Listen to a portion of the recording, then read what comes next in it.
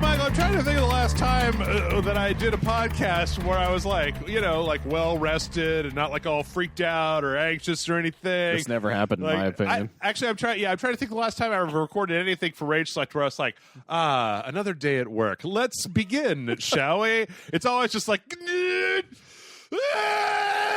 no, yeah. So every time welcome! I come in, yes. Welcome to the Rage Select podcast. I'm Jeff. And I'm Mike. I'm just like this. It's not about what's going on. I'm just like this all the time. You can ask anybody. It's true. You might seem a cool and collected Jeff, but like that bad energy that I have when I lose at a fighting game, my life is kind of like that 24 hours a day, and then I put on like a real nice face for all the rest of you motherfuckers, whereas, today I couldn't get any toilet paper, so I was just like, I'm a burn down. I'm gonna burn it all down. This isn't my grocery store. I drove halfway across town to get toilet paper. Then you were just like, yeah, I know you put toilet paper on the list of things we were supposed to buy for you, but we decided to wait until like late afternoon to start shopping, and the toilet paper is all gone because people are fucking stupid. Yeah. What are they doing with the toilet paper, Michael? There's no need. I don't know. It's not a pooping thing. I would understand it if it was like, fucking South Virginia pooping virus or something, right? The or Taco Bell virus. Yeah. Oh, man. The other problem with this Rage Select podcast is I got too many things to talk about because I tried that triple lupa. Oh, yeah. You told me about that. I did the triple lupa. It was right before the lockdown in Austin, and I was like, the last thing I'm going to do is go get that triple lupa from Taco Bell. It is stupid. It is 3 small chalupas that are hard to eat because you have to rip them apart. You can't pick up all 3 chalupas at the same time. And I like the Taco Bell chalupa, even though it's not really a chalupa. But Not like really, no, yeah. But I like It's whatever kinda just taco. that airy taco crust they put on there is. But they're just like, we put 3 of them together. And then we like drizzled the seasonings as a gradient between all 3 of them because it's like, this one's Chipotle and this one is nacho cheese and this one is both. I'm like, why? What have you done?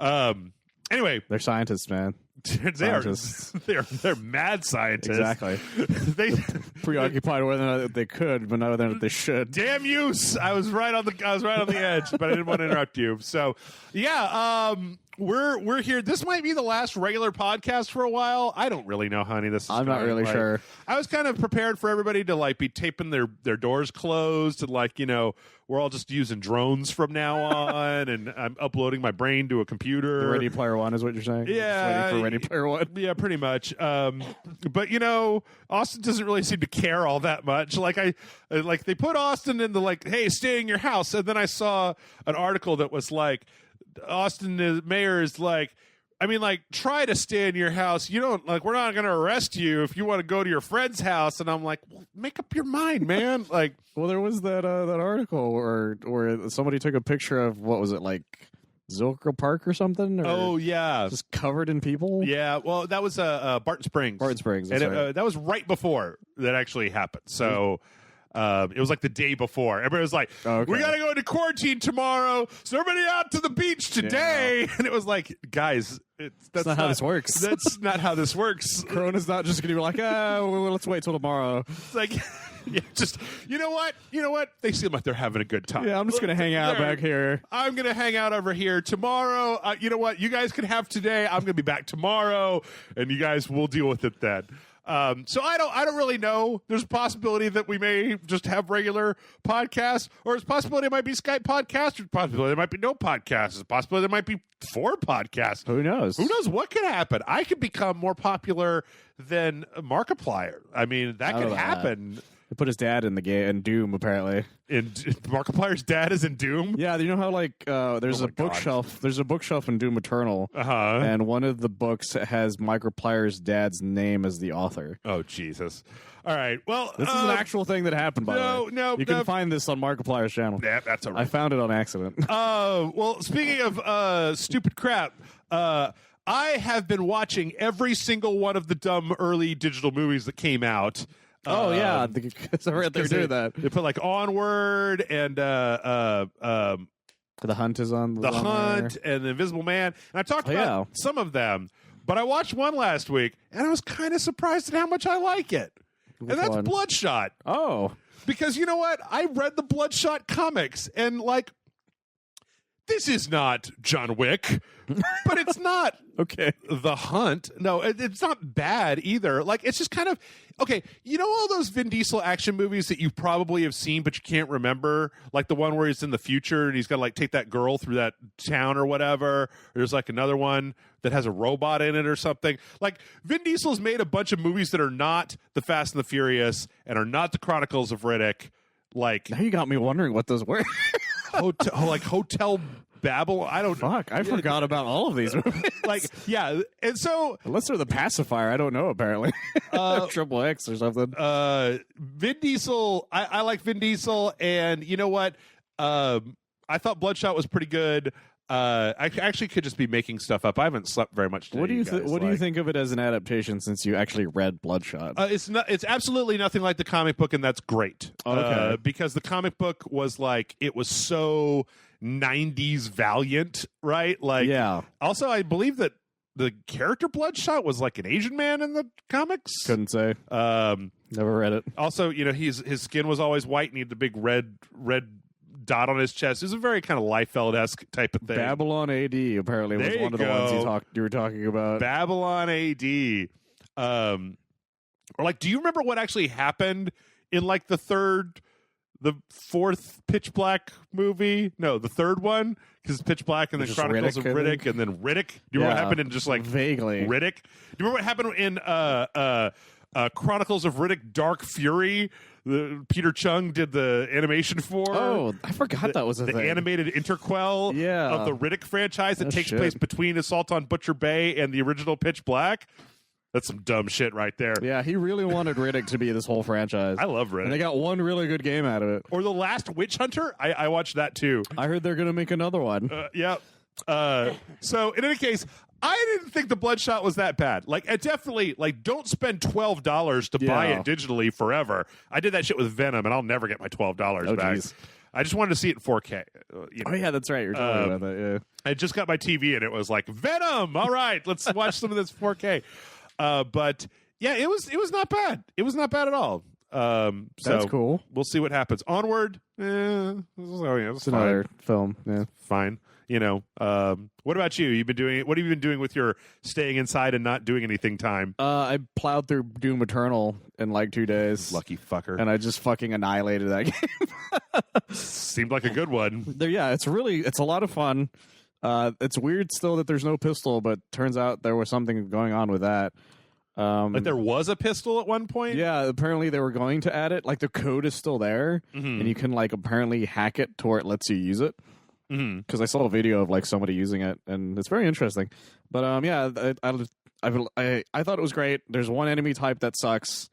I'm not gonna spoil it, I guess, for people, but it's the enemy type that, like, it's for some reason it's an enemy type that you have to wait for an opening to hit, Okay. kind of thing, which kind of ruins the flow of like the way every other enemy is murder-tastic, Sure. I guess. It's really my only issue with it. Point the thing at them and hold down R1 until they start flashing, and then click R3, and then Yeah, basically. rinse Yeah. and repeat. But for some reason, this one enemy is like, well, if you get too close, he's going to do this. If you get too far away, he's going to do this. You got to stay directly in this one tiny sweet spot. Like, he's moving around constantly. What do you want from me? Yeah. Yeah, it's a pain in the ass. But I got all the cheat codes, and one of them is infinite ammo, and it counts for your BFG. And so I just, like, the second that enemy type popped up again, I just BFG'd him to death. All right. Fair enough. Technically, it's not supposed to work, but since it's infinite ammo and you can just fire it forever, eventually it will hit him. Would you say... I'm trying to think of the other things. Would you say... Where would you put Doom Eternal on, like, the new games you've played this year? I would put it at the top at the moment, Okay. but I haven't played a lot of new games this year. Yeah. I was trying to Yeah. think, and I think the only other one that I know that you played was Kakarot, right? Yeah. So... I can't think of anything else that came out this year that I was definitely, like, was going to play, I think. Okay. I don't was even going to remember what play... came out this year besides those two. I was going to play Neo 2 today, but I got mad at it, and I was tired, and I didn't want to throw a controller. Oh, so. yeah. That's right. Neo 2 came out this year. Yeah. Yep. Well, I tell you what, let's not belabor the point, because we have a lot of news. We have a whole Nintendo Direct to go over, as well as all the regular stuff. So, yeah, let's get in there. Let's find out. Now, you didn't actually get to watch all of the Nintendo Direct. No, I just heard that it popped up, and then certain people were annoyed because they're idiots. Smash Brothers fans. I didn't say nothing. Let's get to it. Putting words in my mouth. So I actually meant to look this up, but they're putting out Xenoblade Chronicles again. Yeah. Again. Is this the first one? Yes. They put okay. If I'm not mistaken, is this the third re-release of Xenoblade? Yeah, because it first came out on the Wii, and then the Wii U. Was it on the Wii U? Yeah. Okay. And then it was on the 3DS. The 3DS. So this is the fourth time. Yeah, so this is the fourth time it's been released in general. Was it on the? Did it really come out on the Wii U as well? I could have sworn it did. Unless I'm thinking of the second one. Nope. Wikipedia says all I'm of them. probably thinking of the second one then. No. Yeah, it was. On the Wii U? It was on the Wii U. So, boy, have you ever played Xenoblade Chronicles? I know. Well, Hilario would show it to me all the time, and the funniest thing is that so in Smash Brothers, Shulk is in the game, right? And without a shirt, he just looks like a skinny teenager. Yeah. But for some reason, Xenoblade's without a shirt on, he looks like Vin Diesel. Right. Like he's like buff as fuck. He's in Hotel Babylon. It's so crazy. Right out of Hotel Babylon. It's funny because I always thought it never really clicked with me, and the idea that this is they're going to re-release it for a fourth fucking time, I'm just kind of like, why? They really want people to have played this game at some point. And yet, I wonder if they're going to put out the Wii U one that was so part 2, yeah, mixed, right? Like, where you had to play the game for 25 hours to get a mech. That's right. Even though there were mechs in the game. I don't know. So they're putting it out, and it has a new epilogue chapter. So they are putting in new content. It looks really good. We're watching a kind of little down-resed version of this video, but it looks really sharp. It looks really good. I mean, it goddamn well better, right? Like, yeah. they've only been remastering it over and over and over again. Yeah, it was crazy to me that I had no idea they were just going to come out with it again. Yep. So if you never played it, you know what I wish they would do, though, is put out the other games from the Project Rainfall. Because there were 3. Oh, yeah. And I've got them all, I believe. I don't remember what they were, but I know what you're talking about. But like, they keep putting out Xenoblade Chronicles, and then they keep not putting out any of the other ones. And I thought the other ones were more interesting. Let me see if I can find Project Rainfall. I thought it was 3, wasn't it? Xenoblade Chronicles: The Last Story. That's the one that I wish that they would put out. And Pandora's Tower. I don't know if we ever played Pandora's Tower, but I think I have a copy of The Last Story somewhere. I'm sure it's worth like $400 or something now. Yeah, The Last Story became worth something for a bit. Yeah, every time I hear Xeno something, I can't help but want Xenogears to be a thing again. God damn, I can't. I can help that. I played Xenogears. It was slow. It was really slow, but it was an RPG, so yeah. I mean, it was slow by RPG standards. I liked it a lot, though. It was also way up its own ass. I mean, like that's true. But I was at an age where I didn't really notice at first. Sure, so. And you know what? I'm not saying that either one of those things are bad things. I'm just saying like it was really slow and it was way up its own ass. 90s RPGs were like that, though. Yeah. Especially PS1 era ones. So let's see, what else do we get? We got 3 different 2K releases. We're going to be getting the BioShock collection, Borderlands collection, and XCOM 2 collection, all on the Switch. Well, 2 out of 3 is bad. Yeah. Well, I guess the thing that I wonder is whether XCOM 2 is going to like run well. Because XCOM 2 kind of runs notoriously badly on the PS4 and Xbox One. I mean, I hear that they've done some patching for it, but like, I bought XCOM 2 on the PS4, and it was like goddamn nigh unplayable. Like, it had these huge load times, and it was like really stuttery and shit. So, I don't know. Anyway, May 29th, those are going to be coming out. We got a trailer for the Doctor Doom versus the Fantastic Four for Marvel Ultimate Alliance. I think it's interesting they're using the current Fantastic Four look. Is that why Reed Richards has a big beard? Yeah, that's what he looks like right now. Does the beard stretch? No. I wish it did, but no. Yeah, okay. Yeah, that's what he looks like right now, because he apparently him and his wife were going around the multiverse after Secret Wars was over. And so he ended up growing a big old beard during that time frame. I mean, you got to show that time has passed somehow, right? Yeah, exactly. So yeah, they recreated the kind of Fantastic Four recently, so that's what they look like now. Michael, do you know when they're going to be putting the new Warriors in there? Oh, jeez. No? I don't know. No? Maybe. Who knows? Who knows? Didn't they say they're going to make more new Warriors or something? Yeah. Yeah. I'm not going down that road, though. I'm not going down that road I'm either not because I going don't down know that enough about it, so I can't go down that road. I actually know a little bit about it, but I've got the feelings that I have are strange and complicated. Oh, he's got a Secret Wars look there. Yep. They got another game from Capcom called Shinsekai Into the Depths that looks an awful lot like kind of an underwater Metroidvania, like walking around, upgrading your suit, kind of doing some mind. It reminds me a little bit of like SteamWorld Dig. I mean, not in the art style or anything, but just the gameplay looks very like Oh, okay. kind of, going around a map, like dealing with pressure and oxygen and upgrades, like Subnautica, but like a 2D game. And then they even touted in the trailer that it was like, also, you can remix the soundtrack in this one mode, and there's a time attack mode. And I was like, okay. But this is one of those, like, and it's out today games. So that's kind of fun. Yeah, it looks pretty cool. It's got a really interesting visual style to it. Looks like the sort of game that could be pretty cool. Yeah. I don't know. From there, we got some updates for Animal Crossing New Horizon. I've never seen my Facebook feed so filled with Animal Crossing in my entire life. Well, yeah, Everyone is playing Animal Crossing. There's a new Animal Crossing. So there's gonna be an Easter celebration. There's a rabbit that's gonna be hiding eggs on the island, and you got to find the eggs, and then you can use the eggs to like craft specific things. It's a time limited thing. You can make. Can I beat up the Easter Bunny for Brody? I don't believe so. Oh.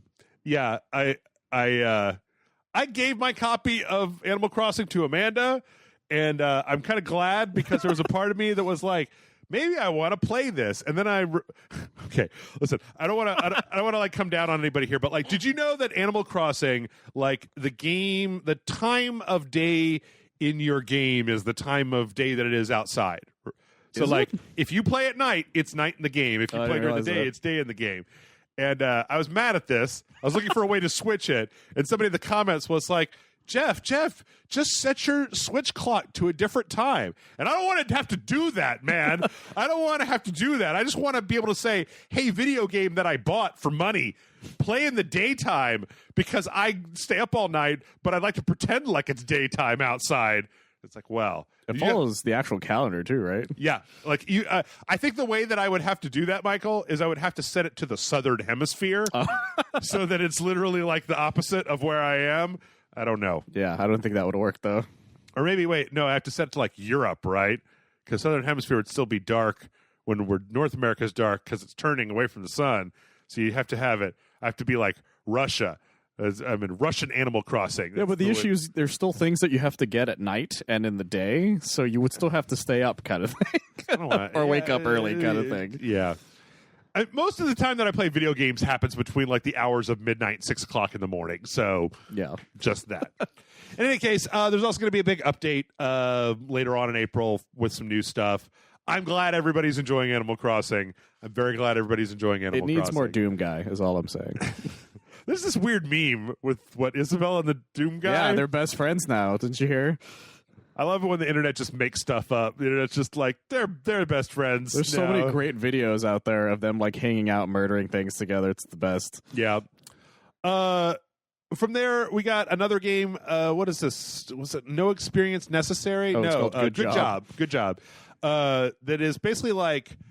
It's like a isometric down, like a kind of top down game where you work at your father's company and you have to do chores and you can do them either like responsibly or you can just like throw shit through walls and fuck up a bunch of stuff up, and it kind of looks really fun and I kind of want to play it. So I don't know, maybe we'll see it at That's some pretty point. cool. But yeah, it reminds me a lot of it kind of reminds me in a certain way of the story mode for genital jousting, where you have to do a bunch of stuff in an office and then you fuck it all up because you're a giant dick. Literally. Yeah, that was a thing that existed. Yep. The moral of genital jousting single player story was very wholesome. What was it? Everybody should play it. It was about trying to find love and how like you need to quit trying to force it and like be yourself and quit trying to like, judge the world based on like whether you're single or not. It was a very wholesome message about a dick that was just trying to find love. That's amazing. Yep. let's see. From there, Catherine Full Body is coming out on the Switch. Oh yeah, sexiness on the Switch. Yep.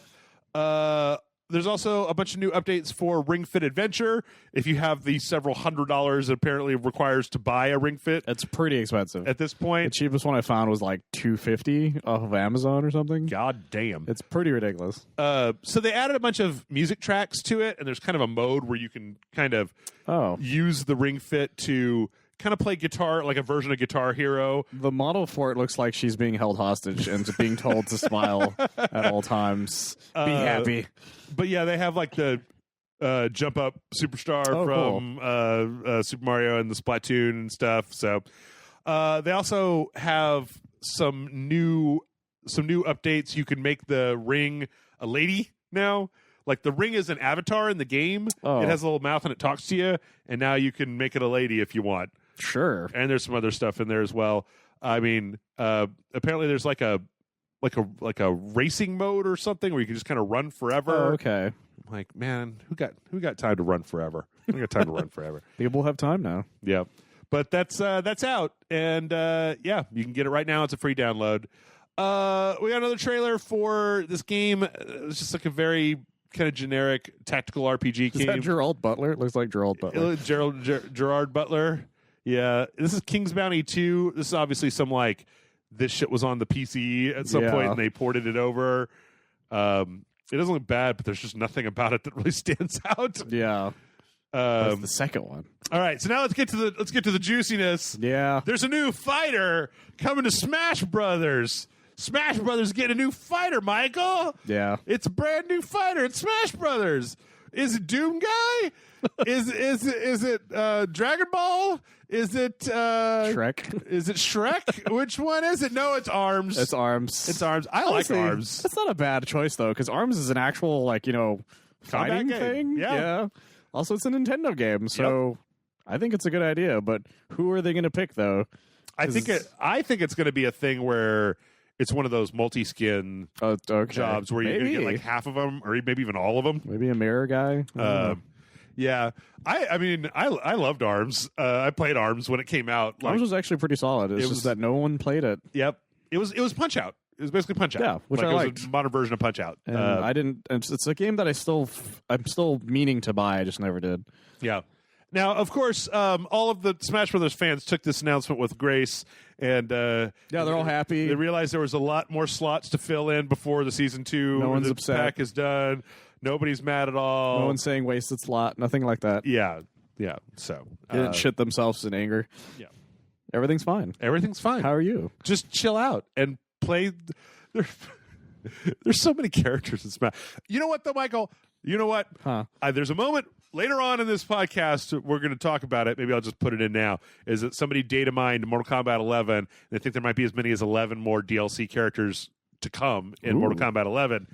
And a lot of times when we talk about like things getting added to fighting games, I'm just like, look how many characters you have in Smash Brothers. Like, you get all mad about this. And then I read that story, and a part of my brain was like, 11 more characters. Maybe they'll put Melina back in. And I was like, ooh, I would be really excited if they put Melina back in Mortal Kombat 11. So I get it. But if they didn't put Melina in Mortal Kombat 11, I wouldn't be like mad or Ash You'd be disappointed. or whatever. Yeah. It's fine. Oh, like the thing is with Smash Brothers, there's so many characters. I don't even know who I would put at this point because I got most of what I wanted. Yeah. So You got Terry Bogard. yeah, second Terry Bogard came out, I'm like, I didn't know I wanted this until I got it. So Yeah. let's see how this goes for the rest of it. Yeah, that's coming in. It's in June, and then Arms is actually in a free game trial. I think by the time that's this cool. comes out, there'll be a few more days left. So if you want to try out Arms, you can try out Arms. I might just do that. Yep, Arms is pretty fun. Dude, if you want to try out Arms, I could just loan you Arms. I think I have it on my shelf over there. I might just do that, actually. I need to check, but I'm pretty sure I bought Arms when it came out. So, let's see. From there, we talked quite a bit about Bravely Default 2. Oh, yes. Which there's a demo for. I have not played it yet. I actually loaded it up just briefly.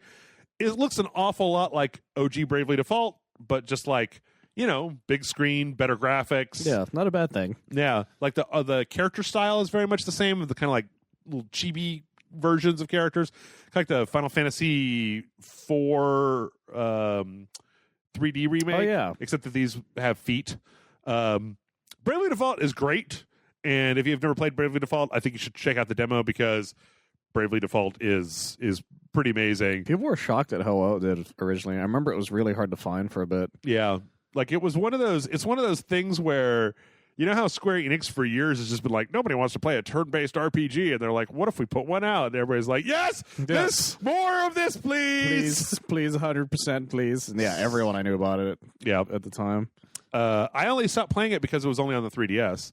Oh, yeah. If Nintendo ever put out, if Nintendo put out an adapter that would let me play 3DS games on the Wii U, I would dust my Wii U off and play games on my TV off of that. Everyone was hoping for something like that, but it never came out. Yep, never did it. In any case, I mean, like it all just looks really nice. If for anybody who's never played it, I mean, it's basically got this really interesting battle system where like you can basically like borrow turns in advance. Oh, so do you not know this? It's been a while. I never really got to play it because it was hard to find for a bit. Yeah, it's basically like a JRPG, and it's very similar to Final Fantasy in that it has a job system where you can literally like get jobs that you can like. I think you can master jobs and like keep abilities from certain jobs when you go to other ones. But then it's got the whole thing about Bravely Default is that you can brave or you can default, and if you brave, it means that you can like stack up. Like, I think it's up to 3 or 4 turns that all happen at the same time. But when that happens, you can't do anything for 4 turns. Oh. Or you can default, which means that you don't do anything and you just defend, but then you can build up other turns. So there's like a real rhythm to like waiting for a boss to become, you know, building up a brave like a stack and then waiting for the boss to like be in a vulnerable state and then just like spending this and everybody goes like 5 times in one turn. It also is great because it means that like crappy like garbage encounters on the map, you just stack up all 4 of your turns because you're like, if I do all 4 as these attack at the same time, then I don't have to do this battle because it's over. Oh, okay. And like I don't have the debt because the debt's only per battle. So I gotcha. I don't know. I like Bravely Default. They put out a demo and you can check it out. Yeah, I think Bravely Default is pretty cool personally. So cool. Let's see. From there, there's this really inexplicable trailer for this Clubhouse Games game that's got like 50 different games, and they go through all of them, and it looks boring. Like it's for your dad. It's it looks boring, but it's weird because it's like solitaire, fishing, like tabletop Foosball. Soccer.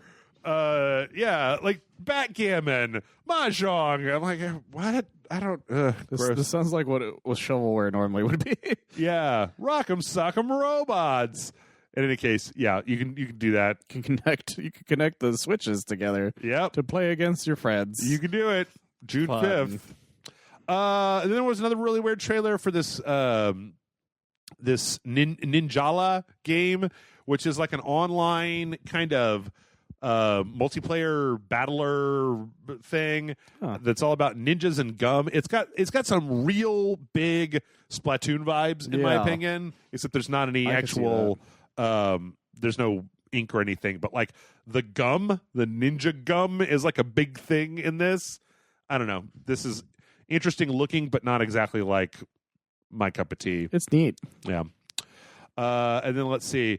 They're putting out Jedi Academy. Yeah, I heard about this. Jedi Knight Jedi Academy. It's coming out on a bunch of other stuff too, actually. Yep, and also Star Wars Racers coming at some point in the future. Now, that's what I call pod racing. Sorry, I had to say it. I think they actually made that joke in the Nintendo Direct. Oh, okay. They also announced and released the Panzer Dragoon remake that we've been hearing about. Oh, okay. Is done, console exclusive to the Switch and out today. Oh, wow. So take that. That's crazy as shit. Panzer Dragoon fans. I was really happy, Michael, because I was able to tell Matt this and he hadn't heard it yet. And he was like, what? And I was like, yeah, because he's a really big Panzer Dragoon fan. That's badass. We got a little sizzle reel of a few different things that are coming, like the Trials of Mana, Fuser, the new Harmonix game, Elder Scrolls Blades, this free-to-play game called Vigor, Burnout Paradise. Yeah. You just can't have a console where we don't put Burnout Paradise on it. After the Saints Row 3 ran like garbage, apparently they put out Saints Row 4 Which also. already kind of ran like garbage on the 360. Yeah. This is the Trails of Cold Steel. I don't know, Minecraft Dungeons. Like, there's a bunch of stuff in there. Then they ended up by talking about Pokemon Sword and Shield. Oh, okay. And kind of how the weird island of armor or whatever is going to work. I don't play Pokemon. I don't really have a whole lot to say about You this. have new outfits. It just seems like expansion stuff, right? Like, Of course. here's some new Pokemon. Here's some new trainer things. Here's a new area. Have a blast. I'm great. And then surprisingly, they showed a trailer for Bayonetta 3. No, they didn't. Oh, Because I was about to go. I'm sure I would have heard of that, but no. Yep. Oh, no, I'm just kidding. It wasn't Bayonetta 3. It was the new Metroid game. Oh, wait, it wasn't that either. Yeah, what happened with that? There was a lot of Animal Crossing and a lot of Pokemon and a lot of Smash Brothers and ARMS. So, Yay, ARMS. I mean, I'll be honest. There was stuff in there like Bravely Default that I was really interested in. Yeah. There's some cool stuff in that thing. There's some cool stuff in there. Nintendo's got their hands on some properties that I want to hear about, and they refuse to say anything, and I'm mad at them. Yeah, no one's heard about Metroid in ages. I would settle for a sizzle trailer for Bayonetta 3.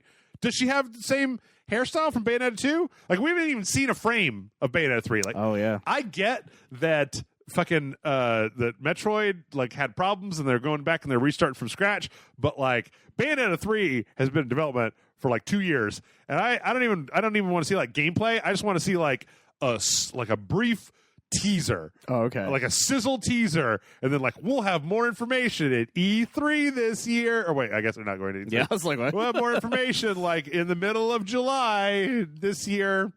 So they're saving it. yeah, fuckers. I just get it all out of the way. Get all the Animal Crossings and the Smash Brothers. You know what? I'm gonna say it right now because I'm sleepy and I'm cranky and I got problems with my brain. They're gonna make a new Pikmin game.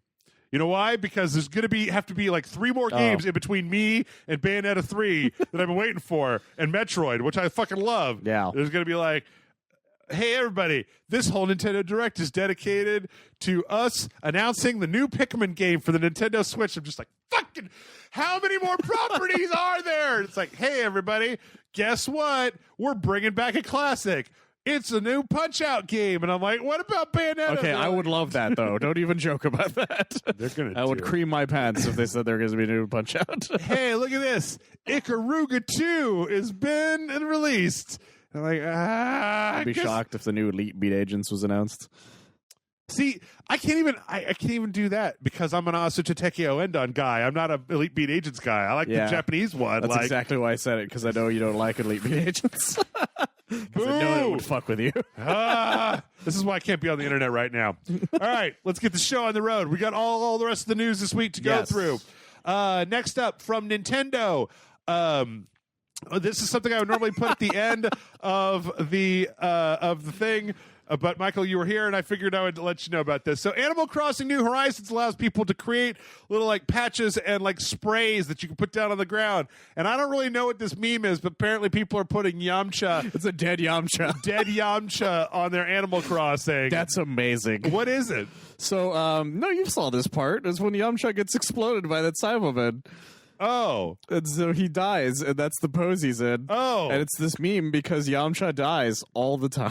Okay. So, yes, I did see that Yeah, part. you actually did see this part, yeah. I remember it now. But yeah, I Dead recognize the little Yamcha. hand. So yeah, apparently people in I don't know how Nintendo thought this was going to be a good idea to just allow people to draw stuff in Animal Crossing. Like, I'm just waiting A lot of dead Yamcha. for the nudity. But you know what you don't have to wait for, which is pretty amazing, is that people are also using this to turn Animal Crossing into like a horror game. What? They're putting like blood and like the tarantulas in the game, and like they're taking like these screenshots that I absolutely love of like the main character standing with an axe behind like other people in like creepy outfits, and making like a silent like blood and like bloody clothes, because you could put like a patch on a clothes, okay. right? Like, as you can create like a logo for your clothes, and so people are using it to turn Animal Crossing into this like blood-soaked murder town. I love the internet. And it's pretty amazing because you can make these little Animal Crossing guys look fucking insane. And yeah, people have like little like dead buried bodies, or somebody that made like a whole kind of Castlevania style like Oh, that's really cool. manor out of their house. The little Dracula looking guy. Yeah, That's amazing. it's pretty great. It's pretty great when people use their creativity to make stuff in Nintendo games. But Michael, do not use your creativity to make Nintendo things outside of Nintendo games. Yeah. So I don't know how or why Media Molecule thought that this wouldn't happen, but somebody made a Mario in Dreams. No, of course. They just made like a full 3D model of Mario for other people to use, and Nintendo has said, you gotta stop it. You gotta stop it. You can't just make Mario in this game that's about making video games. You can't just make your favorite video game in this video game about making video games. Stop it. Sega doesn't care about all the Sonics though. Oh, They're yeah, like make a game better than us. We don't care anymore. Yep. There's 1 million Sonics. So many of them. Yeah. I don't know. Me and Molecule said in the past that they're like, hey man, you can make whatever you want to, but like we're not getting involved. If like Nintendo fucking comes and knocking, we're gonna take it down. If right? a lawyer Like, shows up and tells us to fuck off, we're gonna fuck off. We're gonna fuck off. So we don't have the money to fight Nintendo. Fuck you. yeah. So if you want to make something horrifying, put a bunch of dicks in Animal Crossing. Don't make Mario. Yeah, exactly. In Dreams. So, speaking of terrible, horrible shit that happened this week, so I don't know if you know your face says you don't know about this. No, I didn't know about this. Apparently, AMD got hacked, and the source code for the video chipset that's in the new Xbox Series 1X got stolen and put on a branch of like this open source website. And then they said that if AMD doesn't, the person who did the hack basically was going to ransom the code for $100 million from AMD. And then they decided they wouldn't be able to get that, and it would probably lead to them getting arrested if they actually tried to like accept money. Of course, yeah. You know, be obvious at that point. Yeah. So I think they just released most of this shit. That's crazy as shit. But it wasn't just code for the chipset that's going to be in there, but it's also, which is the and it was a she apparently. I'm not sure about. Good for her. I'm not sure about that. I'm not sure if that's that or if that's just this website doing a maybe doing a thing. I don't really know. But apparently, there were future iterations of AMD tech in that hack as well. This is not the sort of thing that would like totally screw up a release, especially if you knew that it was out in the wild. It's not. But it is interesting. It's not great. Apparently, it was on some hardware that was disposed of that wasn't wired properly. Oh, but interesting. In any case, this should not, at least at the current moment, I don't believe, affect the release of the Series X at all. It's just kind of an interesting story. That's just fascinating. Happened out there.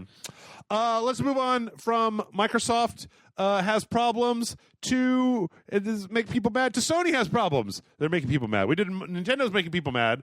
Microsoft's doing people mad. Sony's making people mad.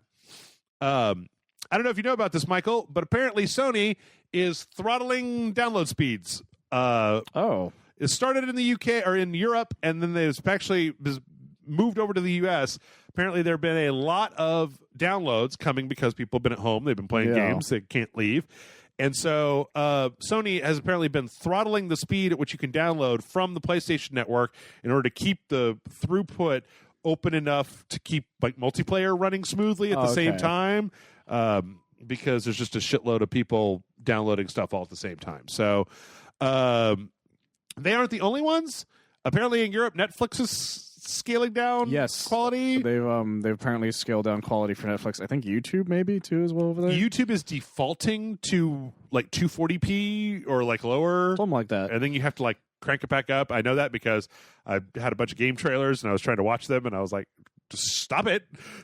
I don't want to watch this Animal Crossing footage at 240p, YouTube. Yeah, apparently a bunch of different like services have been going down from the sheer amount of people using them now. Yep. The Xbox Live went down, and so did Nintendo. I keep seeing that. I mean, it's got to the point where I wouldn't even bother reporting on it because it just seems to be happening. Like Xbox Live appears to have been up and down and up and down and up and down and up and down. So especially since everything's gone down. Yeah. Amazing enough, Sony seems to be just sort of steadying it, but probably because of stuff like this. Yeah. So yeah, apparently this is going to be the thing for a little while. I think that this is going to be most interesting when people digitally purchase Final Fantasy VII and have a 100 gig download on a slower download speed than they maybe are expecting. So that's gonna suck. Yeah, it is. I'm gonna have to pre-order that bitch because I ain't gonna be able to download it on the day that it comes out. I mean, I get a pretty good clip on my internet, but that's a lot. Yeah. Yeah. Anyway, speaking of Final Fantasy VII, you can buy that at. Well, I put these out of order. All right. So, yeah. Speaking of PlayStation, you can buy PlayStation games at GameStop. GameStop's being a jerk-off last week to stop being a jerk-off. This is just an update to the story. I let it never be said that if somebody stops being a jerk-off, I don't say, hey, they stopped being a jerk-off. So last week, GameStop had their stores open like they were telling them, even if the cops come, don't close the store. Yes, we'll send you hand sanitizer, but no, we're not actually going to. Yeah, it's all fucked. Everybody stay in the store. I don't care how sick you get. Lick all the game boxes or whatever. It appears that they wanted to just muscle their way through the launch of Doom and Animal Crossing, right? That makes sense. Because now they haven't closed, but they've gone to like. They'll bring the game out of the store to you. They've got like shipping that they can do. Basically the same reasonable things that everybody else has done. Yeah. And not just like, let's let a bunch of children inside of this GameStop to touch all the Funko Pops with their little mutant sick hands. There's still a lot of crazy stories coming out of though. There's like there's a GameStop Reddit, and there's a lot of employees on it talking about the crazy shit that's happening still. Oh, it's not good. Yeah, it's not great. good. My favorite one was that a person got a call from one of the heads or whatever asking about sales, and they started coughing because they're choking on like their own spit or something. Yeah, and they said they heard the guy go, "Oh, he's got the corona." I was like, "The fuck, guys? You're just cool with that, I guess." Okay, sure. Anyway, all right, let's get back to Final Fantasy. It's really funny. So, I really put these out of order, and they got all fucked up. Oh my god! Xbox Series X is out. The source code's out in the wild.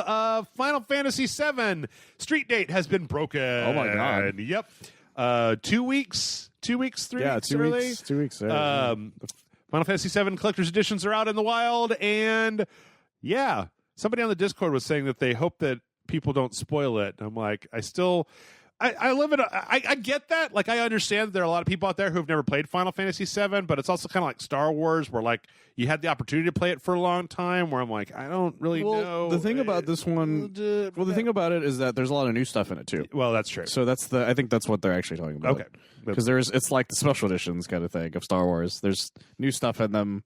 They don't want to find out about the bad CGI. Right. You know what I mean? Yeah. Well, you know, some of that is that they actually talked about that there's some new floors in the Shinra building. Interesting. You can go to with some new stuff. That was in an interview last week. And then we also got another release from Square Enix saying basically, so last week we got information that while digital versions of Final Fantasy VII were not going to be delayed, that physical copies might be delayed. And this week, Square put out a statement basically saying, like, we're releasing them for shipping. It is basically, where did you order it from and how does their shipping go? Like, we can't make it ship any faster. It's basically about, like, the shipping through the place you got it from. Oh, I gotcha. So, like, we can't do anything about it. If, you know, it takes the company that you ordered it through longer to get to you than not. It most likely is going to have a lot of stuff like that. Yeah. Like I don't remember if I mentioned on mic where I'd bought Doom Eternal originally off of Amazon. Oh yeah, but it didn't say I was going to get it here till like April 20th. Yes, and I was like, "Fuck that." Yep. Let me get a GameStop gift card instead. Yeah, they're still open, right? Yeah. You went to the GameStop before they grew a conscience, and so they let me back in still. So yeah. And then they grew a conscience literally the next day, which was funny as hell to me. There you go. In other Final Fantasy news, and also, you know, everything's about the virus right now. Yeah. So apparently in Final Fantasy 14, the MMO, there's a system where you can buy a house, but there is a limited amount of actual room in the game for houses to be on. So one of the ways that they control the house population is if you don't log in to Final Fantasy XIV for 30 days straight, they just destroy your house so that somebody else can get that land. That's interesting. Square has said that due to the whole thing, they will not be destroying people's houses after 30 days in case you are in a situation where you cannot log back into Final Fantasy XIV. Yeah. So, of all the news here, guys, this is the one that you were all waiting. All the Final Fantasy XIV people, both of you, were waiting with bated breath to know that your house is going to be okay if you Jeff, don't log there's back dozens of them. in. Yes. Dozens. It's not a bad game. I played it. No, it's not bad. It's fine MMO. It's just now there's a housing market crisis in Final Fantasy XIV, apparently. Yes. Can't buy new houses. Yes. So, let's see. From there, let's move on to the Rage Select Podcast's favorite whipping company, Bethesda. Oh, God, what did they do now? Oh, did you not hear about last week when Doom came out? Oh, I heard about this. Where the Doom on the PC had Denuvo, and which is copy protection that everybody on the PC fucking hates because it requires you to be online and it's bloatware and blah blah blah blah. Apparently there was a file folder called what was it called, like Originals or something? It was something pretty easy. Yeah. So in there's Doom Eternal / Original. Yeah. And there was an executable in there that didn't have Denuvo in it that apparently got put into whatever the release like branch was. Yeah. Never got taken out. I think it says a lot that there was totally an executable version for, like internal testing and stuff that didn't have any guide protection on it. But I was there for like a week, I think, or something like that. I mean, I think that they patched it out on the Bethesda launcher, but I think it takes a little bit longer on Steam. Yeah, because I heard they patched it out, but the issue with it is it's out in the wild already. Right. So it's very easy to get. Wah, wah. At least this is a thing that helps the consumer-ish That's true. kind of thing. At least instead of fucking the consumer. Yeah. Well, speaking of fucking the consumer, let's talk about Konami, not Capcom. Capcom. Nope, there's no Capcom in here. Let's talk I about wouldn't Konami. be surprised if it was Capcom, though. They have weird practices for a while. So there's been a rumor going around, and I don't think anybody should get their hopes up, but we all know how video games go, that Sony was acting as a middleman to broker a deal between Konami and Hideo Kojima to have him continue development on Silent Hills as a PlayStation 5 title. Yeah. That was not true. As I expected, which is why I didn't get my hopes up. Yeah. Konami came out and basically was like, yeah, that's not true. So Like, no, stop it. Stop asking us these things. So yeah. I think there's a better chance that that there is something Silent Hill in the works, but like the sentence that I just described is a fever dream. Oh, no. The idea that Konami would ever work with Kojima ever again for any amount of money. I mean, he was a cash cow, and they fucked him so hard and then like pushed him out of the company. So You would have to drive a dump truck full of money to Kojima first for him to even consider it. Why would he? I mean, consider, not even do it. Yeah, Consider it. Yeah. I don't know. They'd have Norman Reedus go to his house personally. Give him a with monster. drive the dump truck of money. Give him a Monster Energy drink. Come on. Yeah. Come on. Yeah. So speaking of bad news in Japanese video games, the strangest thing of all time has happened. So apparently Yakuza Like a Dragon, the new Yakuza game that's coming out, is gating New Game Plus behind a DLC paywall. What? In Japan. And the strange thing is that the DLC it has New Game Plus, but then it also has a bunch of other stuff. And right now in Japan, it's like less than $1. But then in May, the price of it will go up to $9. So, and a lot of people are like, what? I mean, New Game Plus has always been like a part of this game. I don't. Yeah. In any case, right now it's 7 yen or 63 cents. But after May 6th, it will be 980 yen or $8.79. That's crazy as shit. Which, like none of those are shocking prices unless you think about them in terms of the percentage Increase that happens there. It's like, if it started at 9, I'd be like, well, that's kind of sucks, but it's not terrible. But no, like, what if Mortal Kombat's Combat Pack 1, they were like, it's $30 for the rest of this month, and at the end of this month, it's $270. That's really kind of what that's close to, because it's pretty redonkulous. That is pretty redonkulous. Let's see. Speaking of redonkulosity, let's talk about Artifact. Oh God, can we not talk about Artifact? There's not a lot to talk about. We're getting Jesus. low on time. Valve is getting ready to reboot Artifact. Oh, really? Yep. Why? Because they made it, Michael, and they've got money in it. And if they can get a card game working and get anybody interested in it, then they'll make money.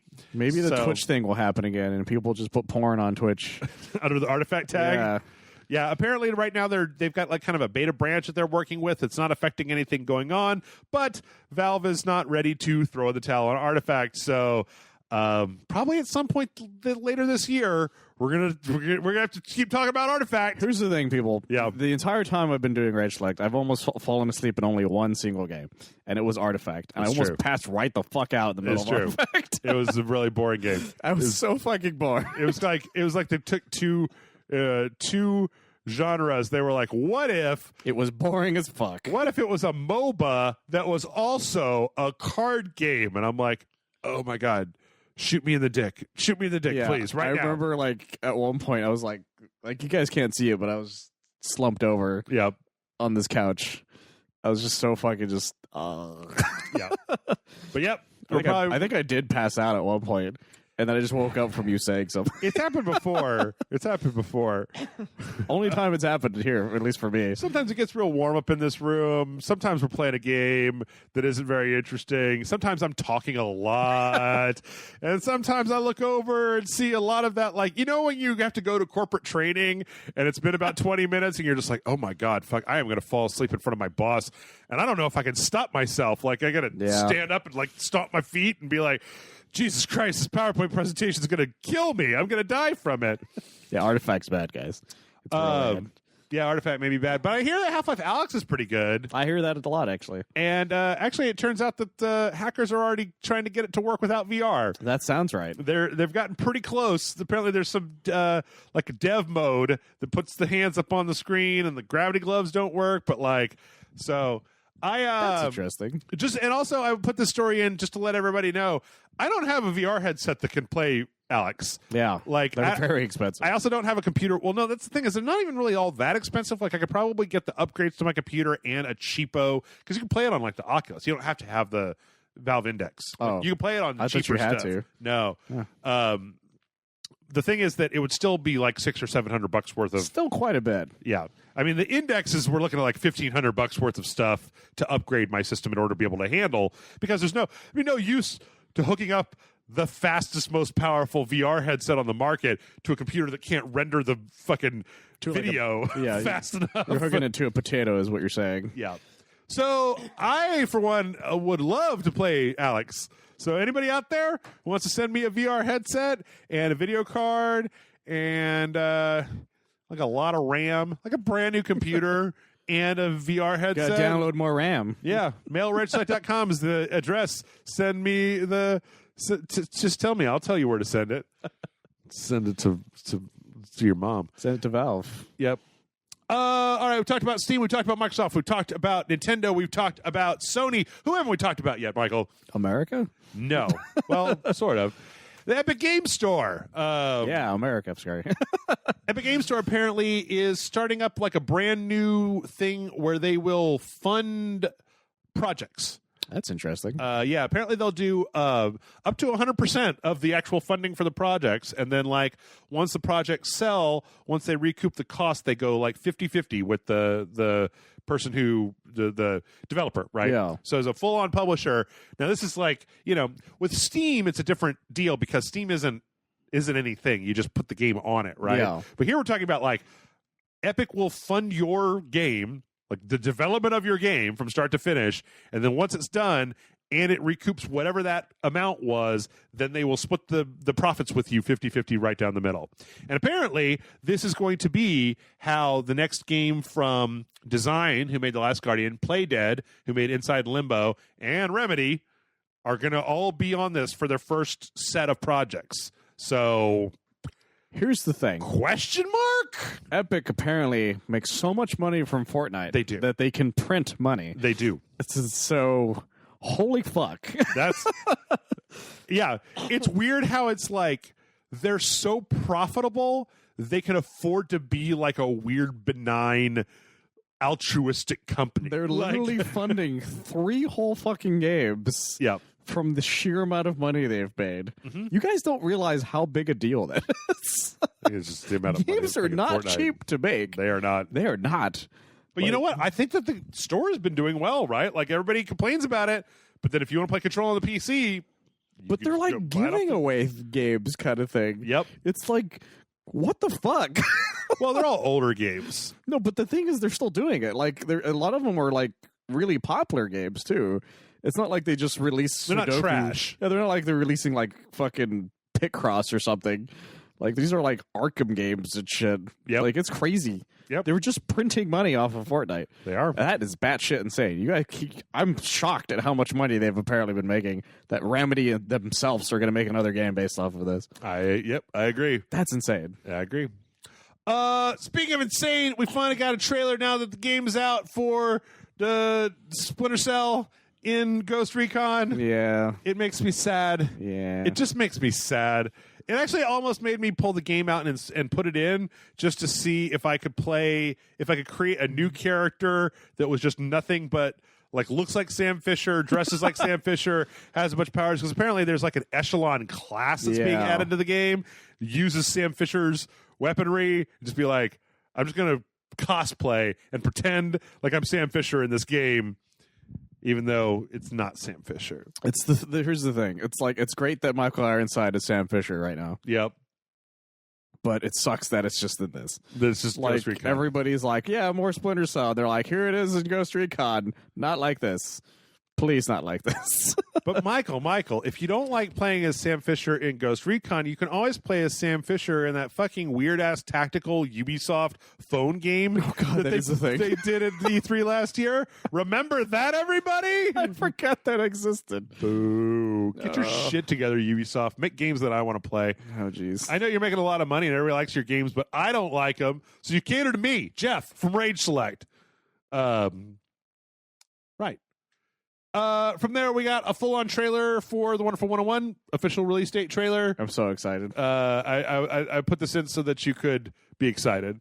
I want to know how you're gonna make the different things though. If you're gonna have to draw it with the right analog stick. Yeah, there's So here's like the thing: that. is that in the way the game works is that if you weren't using the touchpad, you could use the right stick to slowly make each shape. Right. And so I got really good at it actually. Yeah. Using the right stick, like because once you play enough of it, you can do them all like within seconds. So I assume that's how it's going to work. I'm wondering if they're going to use the touchpad at all on the PS4. Okay. Maybe make that work or something. Because I know on the Switch you could just do it if you're playing it on the handheld mode. Oh, that would be really nice if you could use a touchpad. Because I don't really want to draw. I don't like drawing stuff with the. That's fair. Yeah. I don't like moving a mouse with the right stick. It just feels wrong. No, I get that 100%. Like at first I thought it was a pain in the ass, but I got used to it so quickly I could do them really, really fast. Right on. But yeah. We got another trailer for Resident Evil 3. Apparently, Jill Valentine is going to be in the Resistance multiplayer mode. Oh, okay. I thought you were going to say Jill Valentine's Resident Evil 3. Yeah, like, man. What craziness. Breaking fucking news. Nobody else is talking about this. Only Rage Select has the balls to tell you that Jill Valentine is going to be in Resident Evil 3. Who could have saw such a thing happen? I thought saw- it was all about Carlos or whatever. Man, I saw somebody made a mod for like the PC demo to clean her face off because Really? that's like the most. Remember in Skyrim when they made like the clean face mods for Skyrim that made everybody real smooth. That's weird. and pretty and shit. For a demo of all Yep. things. Yeah. In any case, I think Resident Evil 3 still looks fucking incredible. I can't wait to play it. I played through that demo and was less of a jackass when we weren't recording. So It happens. yeah. When people aren't filming you, you're good at video games. Well, you don't have to think about stuff to say. It's true. You guys don't realize how hard that is. Just do your thing. It's so difficult. So, we also got a 15-minute, or actually a 30-minute kind of walkthrough that was pretty fun of a bunch of people playing Predator Hunting Grounds. Oh, yeah, that's the thing that's coming out. Yep. There's actually a trial going on this weekend, and it was interesting watching the people. I kind of wish that there was a little bit more focus on, like, for the first part, they focus on the person playing as a Predator pretty heavily, and then everybody else playing the Marines or the shooty bang bangs, they're all down on the ground. I kind of wish in the second round that they had focused more on like one person down on the ground. Yeah. Because the Predator looks fun as fuck to play, but I kind of would like to see what, statistically speaking, I'll probably be playing 4/5 of the time. That's the issue with games like this that I've always had. Yeah. Is that it's like, yeah, you get to be Jason in the Friday the 13th game. Yeah, but when do I get to be Jason? You get to be him. What? I don't know. I never takes so long sometimes. I never had much of a problem being him, but it varies like from games to games, like this sort of thing. Yeah.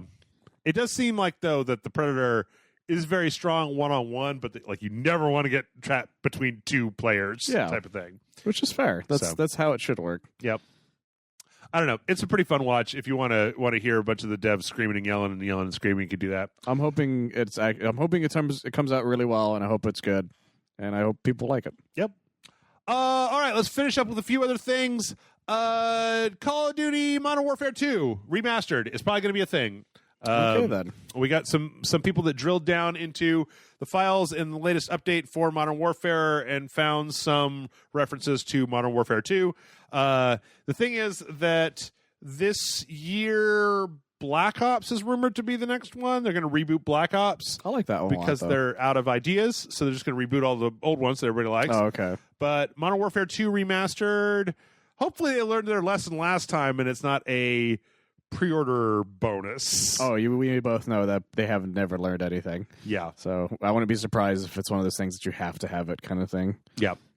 Let's see. As I mentioned earlier, there are potentially 11 more characters coming to Mortal Kombat 11. Yes. Apparently the number of slots, somebody was data mining, and it looks like they said there were 42 total character slots, which, if you do the math from who is already out there, there's potential for 11 more DLC characters for Mortal Kombat 11. Which is amazing. That would be great. That would be, 2 more combat packs? Like another maybe, 5, another 5, and then maybe a bonus. And they were fairly expensive for the first one. Yeah, the first one was like 30 because I got it on sale for 15. I don't know, man. I don't get the impression. I don't really know how Mortal Kombat 11 is doing, but I know. I'm excited at the idea for more Mortal Kombat, though. Yep. Are you excited at the idea of TV shows and movies based on video games? Sometimes. Okay. Depends. What do you think about Ryan Reynolds as Dirk the Daring in a Dragon's Lair Netflix show? That's, what? Apparently, according to the Hollywood Reporter, there are negotiations for him to basically be Dirk the Daring in a live-action adaptation of Dragon's Lair. I think that's a really weird idea, considering super strange that idea. Dirk the Daring doesn't have any dialogue throughout all of Dragon's Lair 1 and 2. Well, not only that, what makes Dragon's Lair so great is that's beautiful animation. So making that live action just seems kind of pointless. Yeah. I think if that makes sense. Call me when they cast Daphne. That's all I care about. Yeah, actually, I'm cool with that, too. Well, call me when they do a Space Ace one. Because that would be interesting. Have you played Space Ace recently? I have. Because I have, and it sucks. It sucks, which is why you could make something better out of it. That's true. Is why I'm saying that. That's true. Who's the main guy in Space Ace? I forgot his name, but he turns into a kid and sometimes gets buff. He's a kid regularly, and then he turns buff. He's a dude normally, and then he's turned into a kid. What is the other way around? Yeah, then he powers up into Space Ace. Yeah, but he was a normal dude first, and then got hit by the array. Okay, and then so he turns into Space Ace whenever it wears off or something. There's a combination here. The confidence in your voice makes me think you might know what you're talking about. I saw it recently. I don't really give a shit. So, but I do know that you give a shit about season 4 of Castlevania. Yes, which was announced, and so there's going to be more Castlevania. I'm very excited. Still haven't watched 3 yet. It's good. A lot of build-up stuff, though. As mentioned earlier, Some fun stuff here at the end. As mentioned earlier, Isabel and Doom Guy are friends, and apparently there is a Doom 2 mod that you can run in Jeezy Doom. Oh, that makes me happy. That basically has a it also has a little pixelated version of Isabel that runs behind you and will toss you potions and also blow guys up if they get too close. So they made BioShock Infinite, but for Doom. Kind of, yeah, kind of. I love this. So, and that's a free download. I really have no Also, idea. Duke Nukem for some reason. Yeah, well, it was Blood before, so I don't know what GZ Doom is, but hey, you know what? It's out there. You can check it out if you want. I'm okay with this because it's some kind of weird ass mod. Because that's a heretic weapon. Yeah. So yeah. I saw some amazing Doom mods recently. One of them, they apparently made an Overwatch setup where all you have Overwatch weapons. Okay. And they like made it to where you can use the mech that Diva has in Doom. Oh yeah. It's fucking crazy. It shocked it's so well made. It shocked me. Interesting. Let's see. Plague Incorporated is back in the news. So Plague Incorporated was recently banned in China. So apparently Plague Incorporated is actually working on an update that changes the game so that you play the reverse.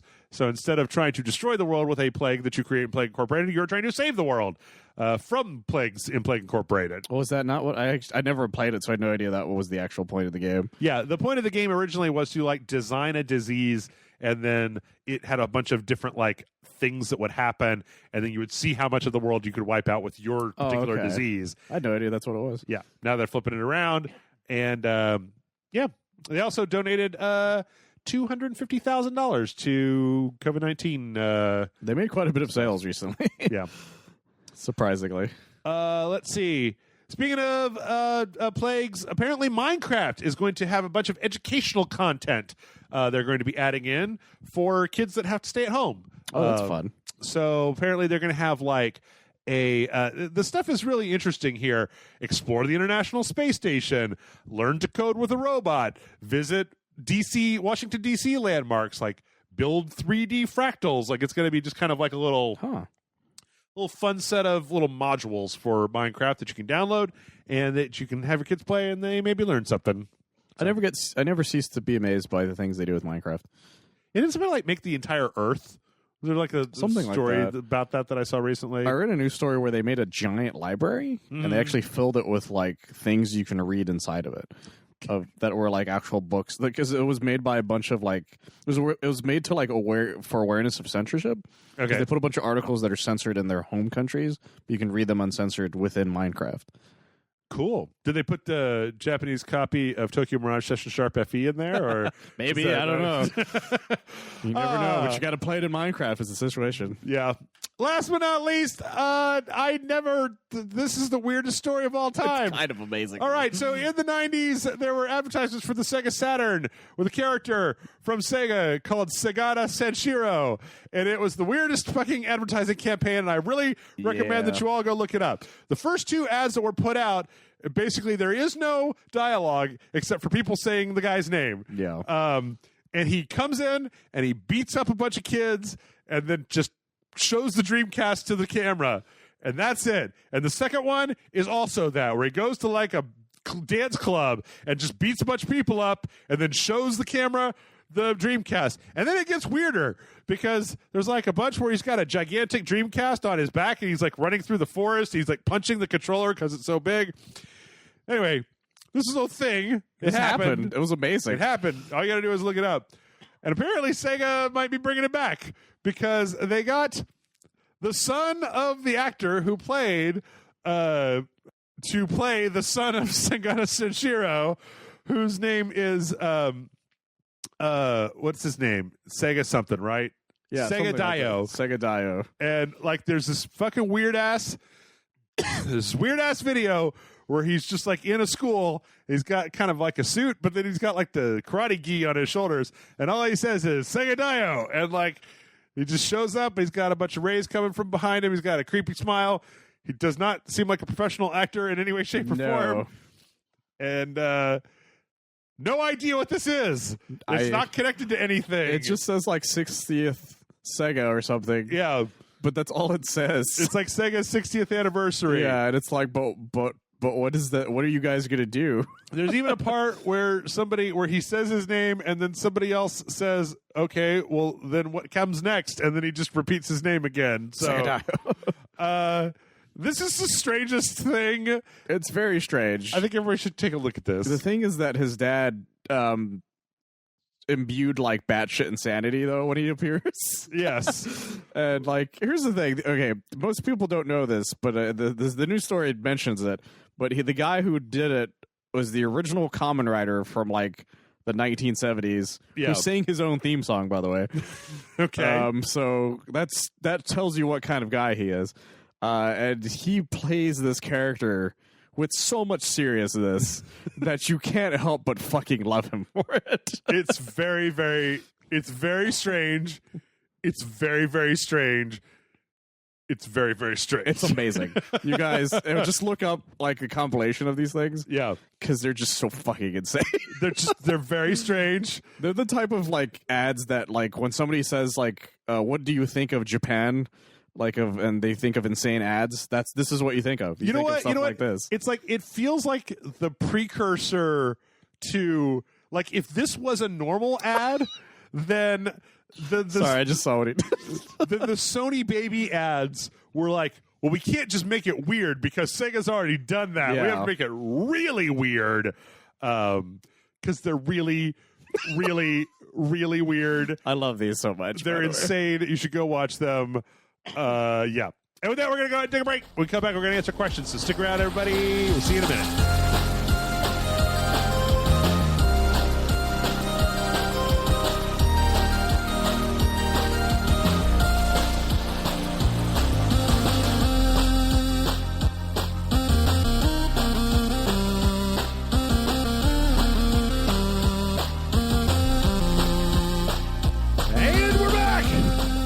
Michael, I don't know how much more I got. I'm burning it at both ends today. So, yeah, let's do some questions. Gotta Kyle Ken that shit. If I get a little weird, just cut me a little slack today.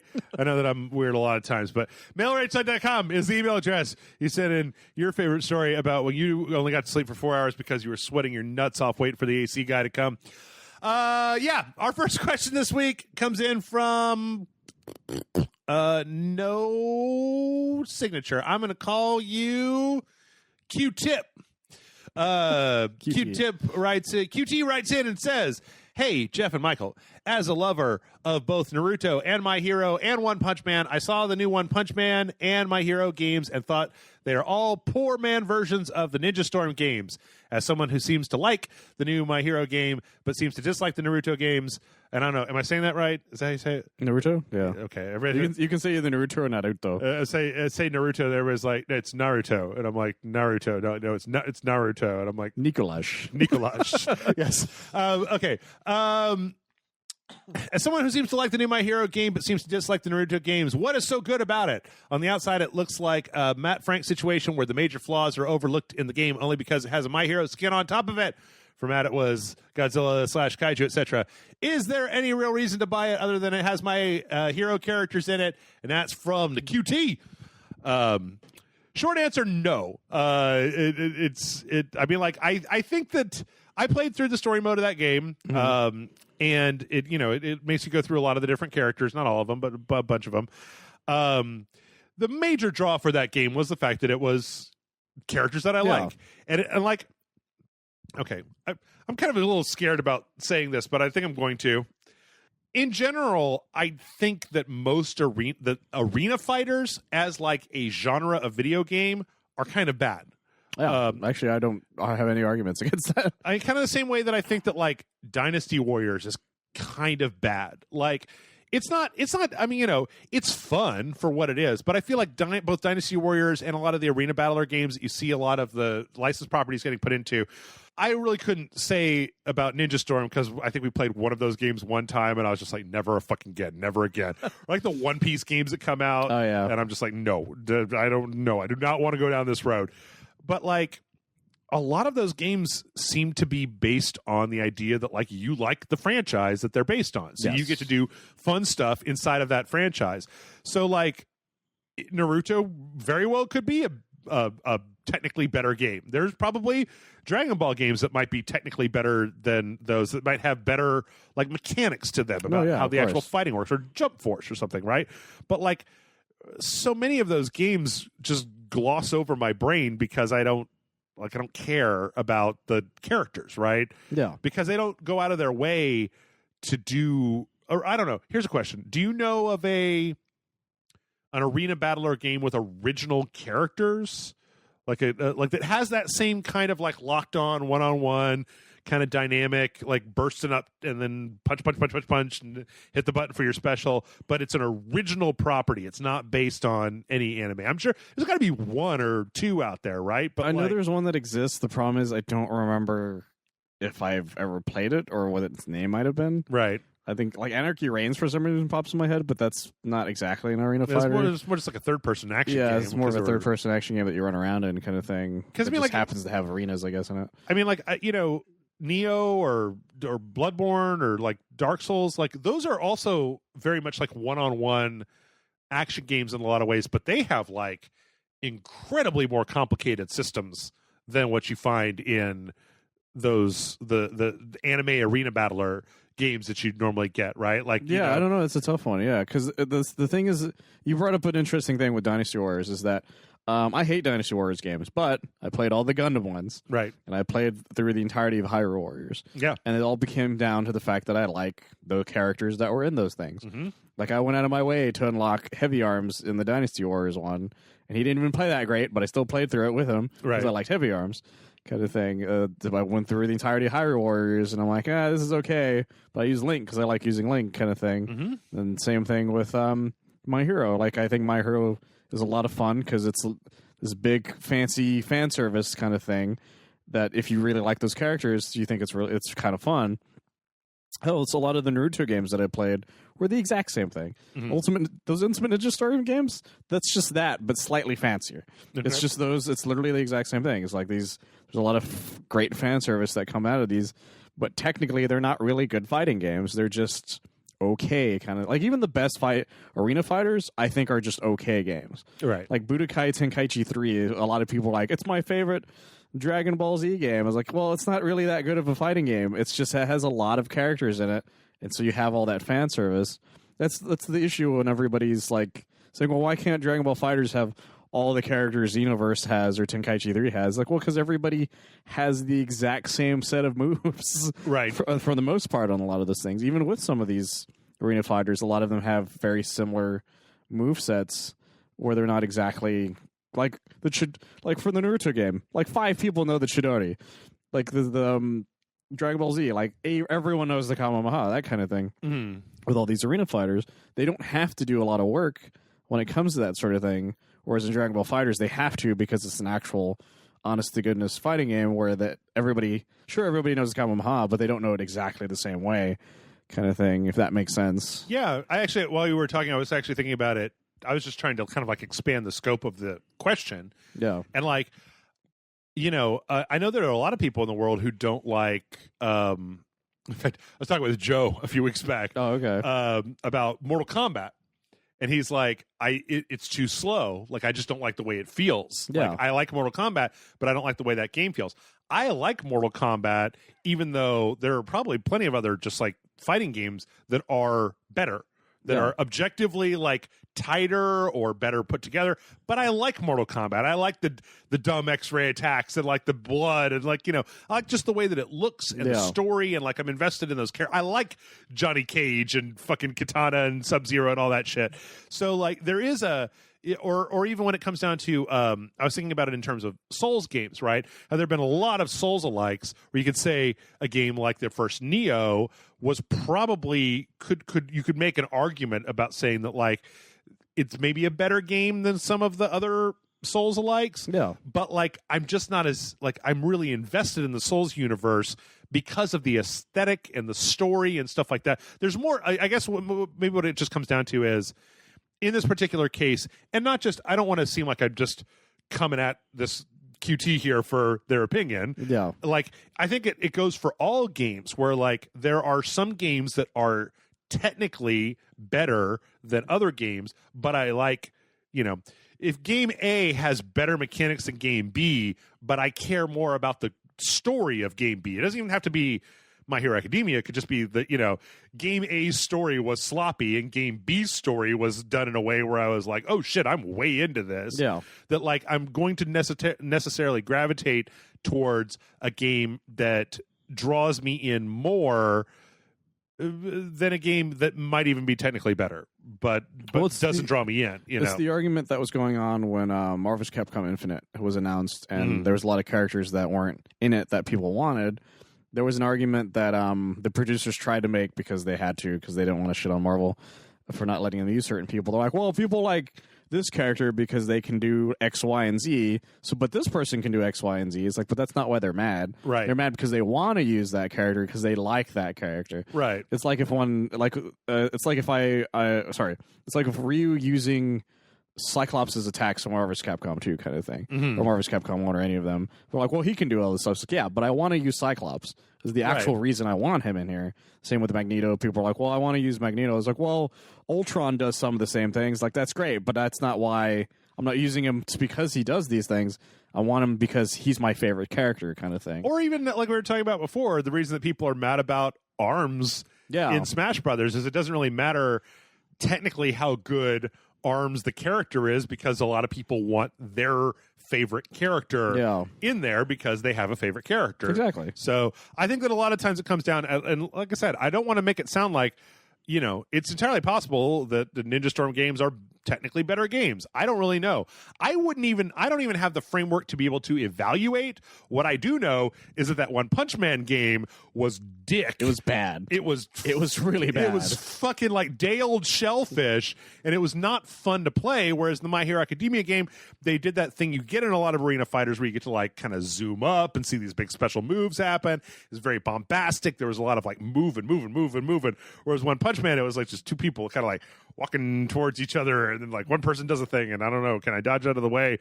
Whereas My Hero, the camera was all over the place. Like sometimes the camera was following the guy I was fighting, and sometimes it was following me. But then a lot of it was just, I like those characters. There's a lot of really cool, extravagant things from characters you like. Yep. And the Naruto, like you said, or like I was saying, the Naruto games, Ultimate Ninja Storm, do the exact same thing. It's big, bombastic, like amazing things from the Naruto characters. Yeah. Like the same with Jump Force. So it's a bunch of big, bombastic things from the characters you like. So forth and so forth. There's a Bleach one too, right? Yeah, there was some of the Bleach ones. I never played any of the Bleach. Well, actually, no, I played one of the Bleach ones, like one of the first ones they ever came out with. But it was also the same thing. Or the Kill la Kill one. Like I really like the Kill la Kill one because I really like Kill la Kill. Exactly. So. And I've played every Dragon Ball one. They're like the only difference between the Dragon Ball ones and the other ones is that people fly in the Dragon Ball ones. Yeah, that's really all it comes down to. They kind of fly a little bit in the other ones. Well, compared to like the amount of flying, I guess, if that makes sense. Okay. Let's see. Our next question comes in from Whiskey Hal. Whiskey Hal says, "Dear Jeff and Michael, Whiskey Hal of Flanders here. Hope you're doing well in these trying times. My country, Belgium, is in lockdown, and once this is over, I fear we won't just recover. Just like we never really recovered from the economic crisis of the 2010s. Heck, we still have a company tax here called the crisis tax dating back from that time. On to the question. As I mentioned in the past, I don't really enjoy gaming as much as in the past. I easily feel my body tense up. For a long time, I thought I only enjoyed gaming for their stories like The Last of Us. Recently, I started playing Bloodborne, and to my surprise, I immensely enjoy the gameplay, which makes me doubt if I actually understand why I enjoy or don't enjoy a game anymore. Did you ever experience a similar situation concerning misdiagnosing something about yourself? And then lastly, this is for Cook Select. It says, I made Jeff's famous Gordon Ramsay's Brussels sprouts with pancetta, and it was really good. Thanks for the tip. Any more recipes you'd recommend? Looking for a good chili con carne recipe. Wishing a good health and kind regards, Whiskey Hal of Flanders. I'm trying to think of anything I've made. I haven't been making a lot of. I watched this guy on YouTube that did like a bunch of air fryer things with like just shit that he had. He does a cooking show, but he's like, I don't have anything. All the stores are emptied out. I'm just going to do what I can with my air fryer here. And so he tried to make a bunch of things, and it was like, So then I went online, Michael, and I was like, how much is an air fryer? And it was like, $100. I was like, wait, this is $70. Wait, that's an Instant Pot. And it turns out that they make an air fryer that you lock into the top of your Instant Pot, and it air fries. It uses the like inside of the Instant Pot as the place where your air fryer stuff goes, but it's like a whole separate piece that connects on. And I'm thinking about getting into it. And I was thinking about it today, and then I realized that I couldn't actually buy any ingredients because the stores are just empty of all things. So I could get an air fryer, and it would take 6 months to get here, and then I wouldn't be able to get anything to put inside of it. I don't think I've ever heard of an air fryer. An air fryer? No, it circulates like superheated air, so you can fry things like French fries or like hot wings or things, but you don't have to submerge them in oil. They literally fry with like super hot air.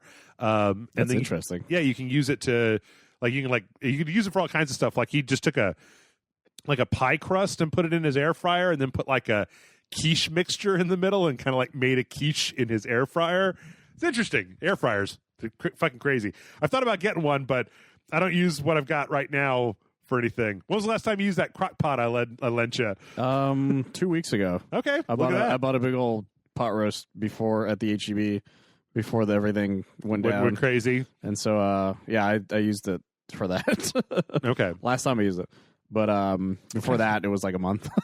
I got a bunch of Instant Pot recipes that I think are really good, but I don't think I've made anything. I'm actually getting down to the point, though, where I'm going to have to just start taking stuff out of my pantry and just making it, because I don't got anything left. So, like, I got some frozen, like smoked turkey legs in my freezer. I'm going to try something with that. I don't think I have anything for Cook Select right now. Looking for a good chili. I don't know. My friend used to make a really, really good chili that was like Texas.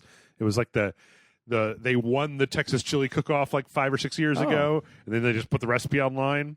I actually saw somebody on the Discord server made this no-knead bread because it's apparently really difficult to do at this point, but like bread is kind of sold out in a lot of places, and so is yeast, because people realize there's a yeast shortage apparently.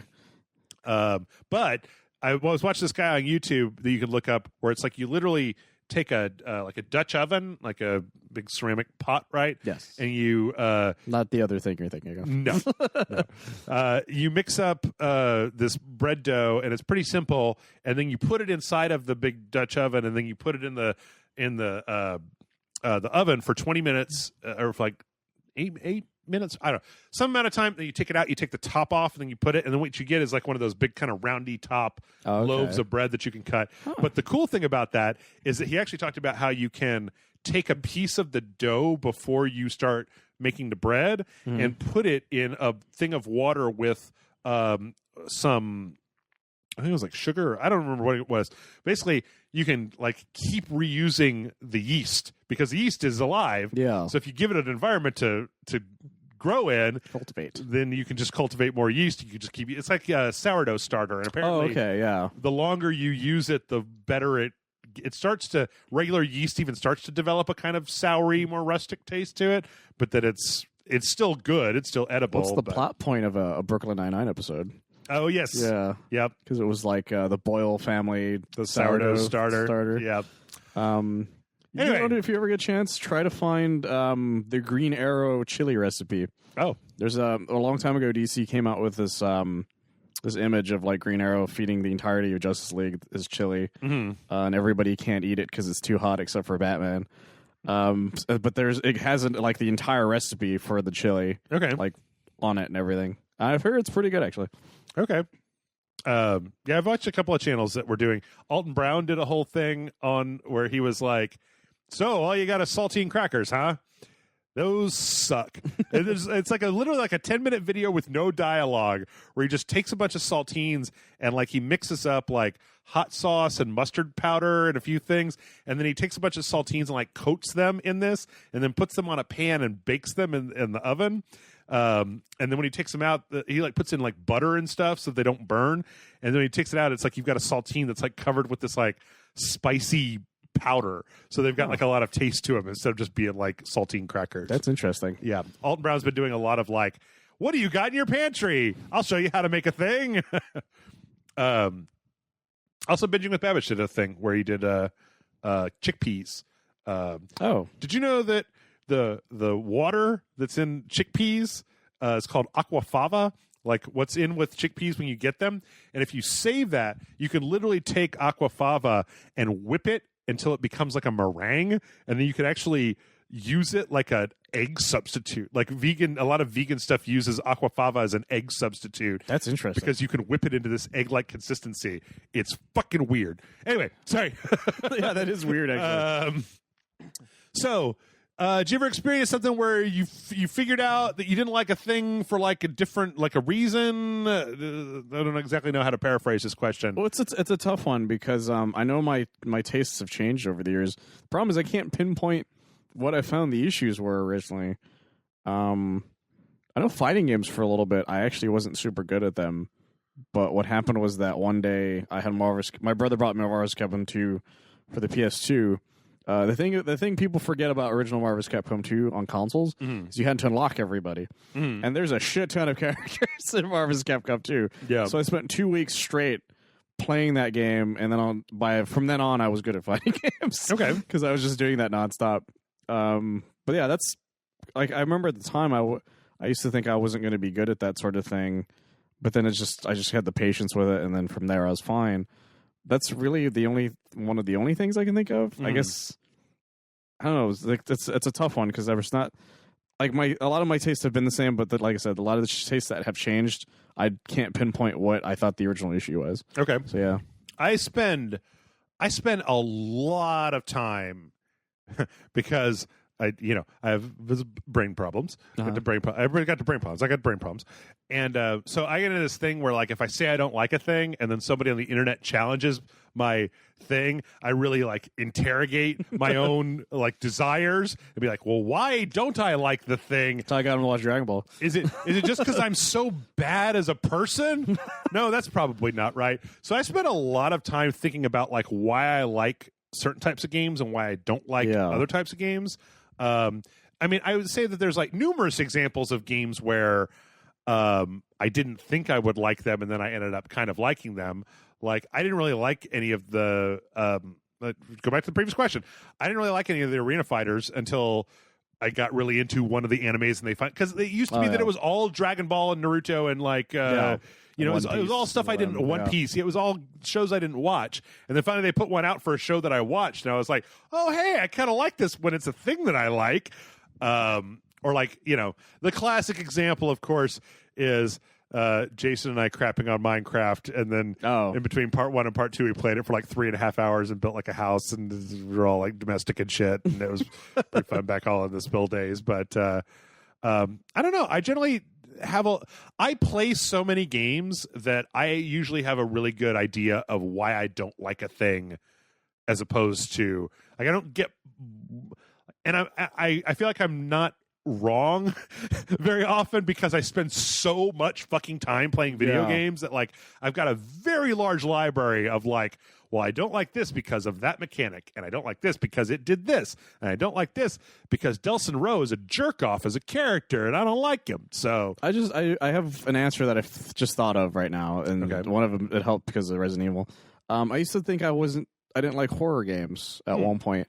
When I was younger, I used to if I played a horror game, it would freak me out, and I would just stop entirely. It wasn't until fairly recently that I realized I really, really like horror games. Yeah. Because one time, this was like 3 or 4 years ago, because I played all of Dead Space and all those things, but I figured out how like not scared I could be of something after a while. Because it was like my birthday, and Hilario came over, and he had this VR thing, and it had this horror game in it. And every time he played it, he would freak out and he would stop. And when I played it, I freaked out. But then eventually I got so just normalized with some of the mechanics, because there's this one monster that you have to look at, and like it's fucking creepy as shit looking, but you have to look at it or else it attacks you. What game? I don't even remember the name of it, because it was this phone, like it was a Samsung VR thing, and I had a controller and everything, like this tiny controller, and I was playing it, and I remember staring at it. And Hilario just would tell me, he's like, oh, I can't look at it for very long. I always remember staring at it going, you stay. stay. Don't you fucking move. Don't you fucking do it. And Hilaria's just like, you're so calm now. Like, you like the first 10 minutes you were freaked out, but now you're just like, but it's fucking fuck that guy kind of thing. Yeah. And I realized, like, oh, well, maybe I didn't hate horror games. I was just too young to really get into them. Mm-hmm. And I'm at that point now where I just don't, like, I freak out by them, but now I'm at the point where once I get over it, I can keep going from there kind of thing. So I think it was not so much a misdiagnosis, so much as that over time I got better at that sort of thing. Okay. I get it. In fact, I mean, like I'll say that I like most games. I try. I know it doesn't seem like it to the people that watch the channel. Like, I want to like the games that come out. Yeah. I'm also have to be honest about what I like and I don't like. And then there's also games, like there are some games that don't work very well for the show. Yeah. Like visual novels, I feel like there are games we've started that we just end up not finishing, like as a video. Like there's plenty of times where I'll come over and he's like, we're going to do this thing. And then like 10 minutes in, he's like, well, we're not going to do this thing. Yep. What was the thing we were supposed to play not too long ago? But the computer was just like, we just couldn't get it to like work in a way that made sense. It was like Sin or something. Oh, yeah, the Sin re-release? Yeah, and we're staring at it. We're like, what the fuck is happening? Like, we couldn't get it to work very well. It's funny because as of us recording it, the video that the game we replaced that with isn't even available to people yet. It's a Patreon video that's coming out tomorrow. It was a Patreon that we were supposed to do. We were supposed to do Sin, and I was just sitting here laughing at him for like a good 10 minutes. It was fucking terrible. We couldn't get it to work. It's fucking awful. It's fucking awful. It's so amazing. Fucking awful. Let's see. What? Why is this not coming up? Why is it downloading this message? That's interesting. That's a strange thing that I've never had to do before. Okay, I'm gonna see if I can't make this here. Let me pull this out and see if it'll make it appear. It'll load at some point. Wheel of morality, turn. Shows the lesson that we should learn. It's like taking forever to load this one message. Noah writes in and says, hello, Jeff and Michael. Hope all is well in Austin and that the social distancing isn't affecting too much in your day-to-day. Just finishing up on last week's podcast, I heard you saying you want to play Command & Conquer Generals again. This set off a memory, and I rushed down to my desk and started poking around. Lo and behold, I have an old disc version of the game. I am more than happy to send it to you. It would be the least I could do for all the countless hours of entertainment you provided. Just thought I'd offer that up. Thanks for all you do. All the best, Noah. Noah, I appreciate the offer. I will tell you a secret, Noah. I also own a physical copy of Command & Conquer Generals. I not only own a physical copy of Command & Conquer Generals, I also own a physical copy of the expansion pack for Command & Conquer Generals. I do not want to put that shit in my computer. I don't want to find it and like run like a thing to make it work and I mean, I just want it to be on Origin or Steam. I just want to be able to hit the go button. I gotcha. And say go. Because everybody likes Red Alert and everybody likes Command & Conquer Tiberian, but nobody ever remembers Generals. And yeah. But it's I who remembers it. Yes. But him, technically, not me. Let's see. Let me let's do this. Okay, finally got this one to load. Oh, he sent me no wonder it's massive. God, he sent me like 3 fucking high-res screenshots. And then we'll do some Discord questions. Marcus writes in and says, greetings, Jeff and Michael, allies of Don Cleese and consumers of Taco Bell. Seriously, that Triple Lupa is garbage. but they have 2 new $1 burritos, and those are not garbage because they're bigger than the normal ones. Well, they're garbage technically, but not the way you think. Right, but they're only $1 worth of garbage. I don't know anyway. Don't look at me. I don't eat Taco Bell. I am playing Darksiders Genesis on the PS4, and I'm kind of enjoying it. However, one thing holding back my enjoyment of the game is the map in the game is useless. There's no location marker on the map showing where you are, and that bothers me when so many games have this as a feature. I included pictures to show what I mean. When I have to struggle to enjoy a game, that is when I put it away. Is this a problem? Am I overthinking this? Was there a game or two whose mechanics bothered you to the point that you stopped playing the game? Keep up the great work and make me laugh in these dark times. Happy to be a Patreon supporter. That's from Marcus. Hooray. So, yeah, I remember the map in this game being a little finicky. I don't remember it being quite that bad, but it was kind of more of a like, You have to suss out exactly where you are on the map, I think. Like it doesn't just show a little thing where you are. Yeah. I know that Control just recently did an update where they revamped the entire map because it was kind of terrible. That map sucked. I'm not gonna lie. Where the hell you were. I was not a fan of that map. That map was a pain in the ass. Yeah. So, I mean, like, is this a problem? Am I overthinking this? Like, those are personal questions, man. Like, I don't think that anybody should get to be like, just get over it and do the thing. It's like, I don't care. Like, it wasn't a problem for me, so you should just fucking man up and stop and not have any fun with this game that you're supposed to have fun with because you paid cash money for it. That's a tough one. Yeah. I've gotten into arguments with people very similarly. It's like what Jeff was saying, where it's like, well, you should just get over it. It's like, well, I just didn't like that part of it. Like for instance, I was talking to I was talking to a coworker about Far Cry 5 and how much I wasn't a big fan of its plot. And he was like, well, I love the plot. And then he gave me all his reasons. And then I gave all my reasons why I hated it. Right. And then it turned into an argument where we both didn't understand that it was just an opinion. Yeah. And neither one of us would let it go. Yeah. And then finally I was like, what the fuck are we arguing about? This is our literal opinion kind of thing. Yep. Like, we're not going to change the opinion of the other. And he's like, oh, yeah. And then we stopped arguing about it. That's kind of what this is. It's like, well, like, would I be able to get over that map and be fine with it? It's like, I don't know. It depends on if I played it and I just got annoyed by that map. But I'm sure I'd be fine with it because, I've played a lot of other old shooters that have a map that is basically useless. Right. But you just sort of go on with it. Like Doom. There were OG Doom maps or OG, like, Duke Nukem maps. It's like, oh, this is the map. Like, it doesn't help me at all. I don't know where the fuck I'm going kind of thing. Hell, even the Doom 2016 maps were not. They did that. Like, I don't understand why. I feel like there's this thing where people point to Metroid Prime's map as like, look how good this map was. And I'm like, yeah, I couldn't find anything in that map ever. Like, that map sucked. Rotating that shit around in the Doom 2016 was like, look, it's just like Metroid. And I'm like, oh, yay. The 2016 one's slightly better, but it still kind of has that same kind of thing. Yeah. Or not, yeah, Eternals is better. Sorry, I accidentally said 2016 again. But yeah, there's some games that their maps are just kind of shitty. Yep. And sometimes you get over it, and sometimes you're just like, fuck, man, I can't get over this goddamn map. Sometimes you just don't end up using the map because of it, and then you just get lost even further. How about a mechanic that bothered you to the point where you stopped playing the game? Oh my god, I almost stopped playing fucking Jedi Fallen Order because I couldn't fucking parry to save my goddamn life. Yeah. Oh my god, I had to force myself to get through that game.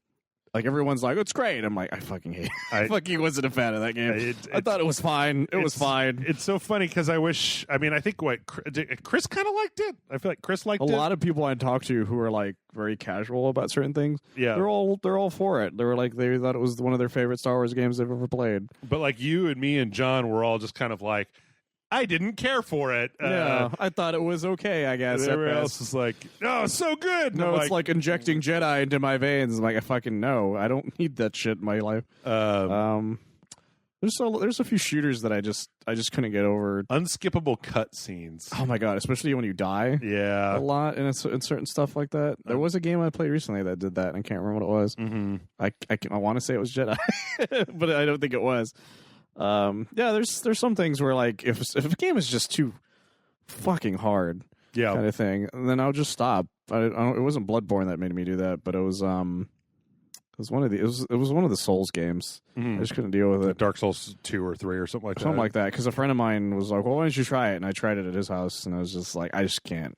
Yeah. I don't like this. And some stuff is just like, I don't know, there's some mechanics that I probably will never get around. Like the Metal Gear Acid games. I just don't like those mechanics. Right. The whole car thing. Actually, yeah, a game that I definitely stopped because I didn't like its mechanics was Kingdom Hearts. The fuck was it? Chain of Memories. I don't know. It was the PS2 version of the Game Boy Advance game. Yeah, where you used cards to attack. I hated that mechanic because I ran out of cards in the middle of a boss fight, and the only card I had left was your normal melee, and I was fighting Hades, and it did jack shit to him, and so I was stuck. I literally couldn't do anything, and so I just stopped playing the game entirely. Yeah, because fuck that, I'm done with that. I don't need that in my life. But I get why people are able to do it. I can't do it, but that doesn't mean they shouldn't be able to do it. I think it's the same thing in this. If you can get over it, that's fine. But whether or not it makes you stop playing a game entirely, that's up to you. Yeah, I'm sure that there's stuff out there. I mean, like we've had the kind of variation on this question a lot, and what a lot of times it comes down to, hell, even the first question that we did was kind of a variation on this, where you say a lot of it is just like, I'm willing to put up with bad mechanics if I'm engaged in one part of the game. Yeah, like I'll play a game where the story is even kind of bunko if the gameplay itself is really good, and I'll play a game where the gameplay is like average to not super great if the story has really got a hold of me. And then you have, Murdered Soul Suspect, where it's just nothing is working and I don't like any part of it. So I'm trying to think, like, I don't know if there's anything that's specifically like you said, there are plenty of games with bad maps that I've just fucking muddled my way through. Hell, I almost 100%ed Darksiders Genesis in spite of the map. Like I went back to all the levels and played them over and over and over again to find all the shit that was on them and backtracked and did stuff. So, like if there's a glimmer of something in the game, then I'll continue playing it even if I get frustrated, or even if there's something that isn't up to the spec. Like everything doesn't have to be the best version of that thing in order for me to play a game. Yeah, like, exactly. Plenty of games with like bad like lock on or hit detection or just some bullshit that happens. Like I've spoken to people who stopped playing Red Dead 2 outright because they just couldn't deal with the controls. Yeah. Kind of thing. But I was able to do it because, like you said, it engaged me enough that I just kept going. Yeah. Stealth systems. Oh, my God. Bad stealth systems. I was just actually thinking of that Left Alive game and how the stealth system in it was so bad that it ruined what could have been an okay game. Hell, yeah. I brought up Lords of Shadow 2 last time. Yeah. The stealth mechanics. Yep. Bad stealth mechanics will fuck up a game. Yep. Bad. Yep. Oh, my God. And they're hard. They're harder than a lot of the other mechanics. Like it's because I don't feel like we don't have like a single gold standard for what is the best sneaking, and then everybody just does that, right? Like some games have a light meter. Some games, when you're in shadow, you're invisible. Sometimes not. Well, the issue with bad stealth mechanics is that usually when they show up, they're instant fails. Yeah. And so when a bad stealth mechanic happens and they consistently instantly fail, you just want to kill somebody. Ooh, I tell you what, games that just straight up go, nope, go back to the checkpoint. Yeah. Like the instant fail, one hit kills will do it. That was why I stopped playing Sekiro, because I was just like, it was like 2 hit kills, but it barely had enough time to get out of the way and try to get some of my health back, and then suddenly you're dead, So, all right, let's do some Discord questions. Let's see. Dan K writes in and says, "Hey, Rage Crew, I recently had to have a quarantine birthday party and had to cancel my previous plans and replace them with a VR movie party with my friends. We ended up having a blast, which now begs the question, you get the chance to plug into the Matrix instead of hanging out in the boring real world. Do you take it? Rage on." And that's from Dan K. Do I still have to look like me? Or can I go in looking like Solid Snake and then just go from there? I'm going to go with or I don't know. In the Matrix, like Neo was wearing the clothes he was wearing before, right? So like, well, he has like Matrix clothes, I guess, if that makes sense. Yeah. Whereas it's just like what he thought he was wearing. I guess, I don't know. Yeah, that's the thing. Would I hang out in the Matrix? Right now, I would. Yeah, only because everyone's staying home, I guess. Like, honestly, it would just be doing Ready Player One. Honestly, Ready Player One, I think, would be very doable. Like, especially in this kind of climate. As long as I don't have to, as long as I can go back whenever I want to. Yeah. Yeah, sure, man. You kidding me? I've been waiting to jack my brain into a computer since the first time I heard that was a thing. And I was like, when I saw Tron as like a 10-year-old, I was like, I want to do that. Whatever that is, I want to do that. I want to do it all day, every day. I want to do that. I want to do a lot of that. As long as we don't get it stuck in a Sword Art Online situation, I think we'll be fine. I'm all right with that too. I don't even know what that is, but it's one. Have you never heard of Sword Art Online? Oh no, I know what it is, but I don't know what it is. Its plot was? Yes. Well, its plot was just that basically people were playing an MMO with with like this headset on, but the MMO is hijacked by the creator, and basically if you try to remove it or log out at all, it just fries your brain and you die, kind of thing. What about when you have to pee? Well, they just That's Peter the thing. Peter Is pants? you're just yeah, exactly. A lot of You're pee-pee just, pants? you're just in the headset at all times. Oh. So the outside world is keeping these people alive, but they can't take them off or turn or like unplug them, kind of thing. Right. Because they die instantly. Okay. Kind of thing. So yeah, that's the plot of Sword Art Online, or part of it at least. So during Sword Art Online, everybody's pants are just full of poop. They're Well, just- and by the time it's over, it's shown that a lot of them were put in the hospitals and stuff. oh, okay. So people were like paying attention to them, kind of thing. But when they first found them, they had to be completely covered. Basically. All right. Yeah, man, I'd take that in a heartbeat. Hell, man, if you could install a USB port in me that I could control with my brain, I'd do that too. I'd just be like, Just turn me to RoboCop. I'll pull out the knife thing that pops out and plug it in and stuff. yeah, I don't want that. I'm too lazy for that. I just want a USB port in the side of my neck that'll plug into my brain, and then I can just play video games with my brain and be like, oh yeah, Neo 2? Who's got good reflexes now? I don't even have to make my dumb hands do any of this bullshit. I just go boop boop. I just want a knife USB hand. Why? Because he kills people In with case it. you have to, you just, I can get Just you have a, to defend myself. I can get you a knife. You just have a knife. But I can't like plug into my computer and do stuff that way. Okay, so you want a knife that also plugs into a computer. Yeah, exactly. Like Titanfall RoboCop. too. That's exactly what RoboCop does. Oh, also the guy in Titanfall. Yeah, also the guy in Ref. Yeah, exactly. I want both of these things. Yeah. Mike writes in and says, "Hello, Jeff and Michael. Are there any historical sites in the world that you'd love to visit one day? Post-pandemic, of course. I'd love to visit Angkor Wat, as the history and architecture fascinates me. The humidity in Cambodia probably wouldn't be great for me as a Canadian, but it would probably be worth it anyway. Have a good have as good a day as you can, Mike. Also, I should say just briefly before we roll too far past it, Dan K, happy belated birthday to you. If it makes you feel any better, my birthday is in like 2 weeks, so I'm probably going to be inside for that. That's what you did last year, though. Well, yeah. Yeah, I mean, like, the thing is that I was socially distancing and self-quarantining long before the government said to. I was doing that shit of my own volition. When people were like, you could catch the corona if you go outside, I'm like, Jeff never goes outside. I don't have to worry about it. Yeah. I was like, if I go to the bar, I could catch anything. I mean, whatever. I catch diarrhea poisoning. So... anywhere you'd like to go, Mike? I know I've heard it's a pain in the ass, but I would still like to go to the Statue of Liberty. Okay. Because the reason I heard it's a pain in the ass is because of the fact that, of course, it was built in the 1900s. So the only thing that exists are the stairs. So you have to take the stairs to go up. Okay. So, but I would still love to, visit the Statue of Liberty one of these days. I'd also like to visit the New York Public Library. Just because I hear it looks really amazing to see in person, as well as a few other places in New York. Honestly, I would just like to visit New York City itself. That's always been one of my main things I've always wanted to do. Other than that, maybe the Colosseum in Rome. Okay. I've never been the best at travel ideas, I guess, is the thing. But those have always been the ones that I'm like, that would be neat. So my first answer that is bullshit is everywhere. Because if I became independently wealthy and just had the ability to do so, I'm like, I want to go to Tokyo, I want to go to Melbourne, I want to go to Russia, I want to go to fucking South Africa, I want to go to Greenland, I want to go to Iceland, I want to go to Brazil. Like I check all that shit out, man. I want to go to Indonesia and Micronesia and Polynesia, all the Asias. Like I just want to check it all out, fly around and just because I went to Europe one time in my life and it was like this huge revelatory moment where I was just like, oh shit, right, like there's other places and people live completely differently there and they're fine. It's fine.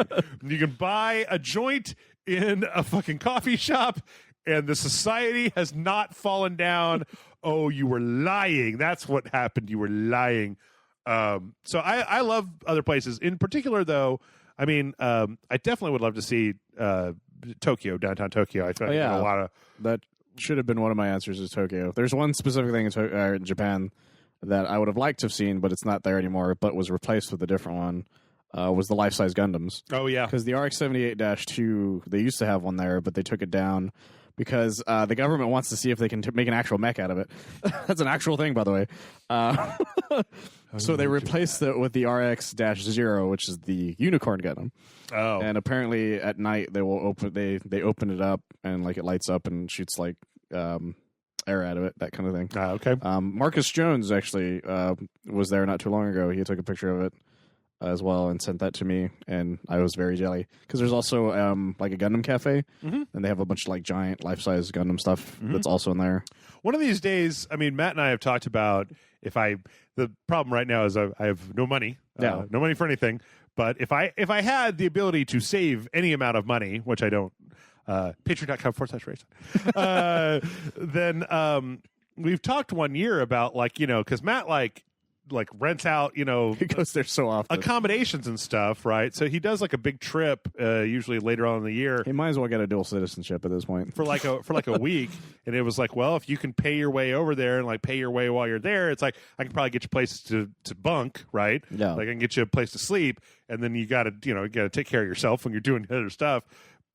And I was like, man, I think I would really like that. I think I would really like to go to fucking Japan with Matt Frank. I think that would be fun. That sounds like as it'd be fuck, awesome. and something that you would remember for a long, long time. The fact that motherfucker goes over there like 4 times a year just pisses me off. Where he's just like, He's always like, oh, I gotta go to Japan for like a month. I'm like, I'm fucking hate you so much. I hate you, Matt Frank. But then he brings me something, and I'm like, I forgive you. Matt Frank keeps trying to bring me stuff, and I keep telling him not to. And he's I've bought Jeff at least 3 things, and I Here. don't think he's used like half of them. He brought me this statue of Strife from Darksiders. It's a really nice, and it's a really nice one, and I didn't open it, and then the last time he was over here I was like, no, Matt, are you sure? Because I will open this and put it in a place, and every so often I will look at it and go, Matt Frank's a good friend, but like you could sell it and then buy yourself goods and services with it, and like my life would not be diminished by not having a thing, because I don't like things. I don't like the things. He's not a big fan of things. I don't like things. I like places and people and concepts and ideas, but not things. Not ever things.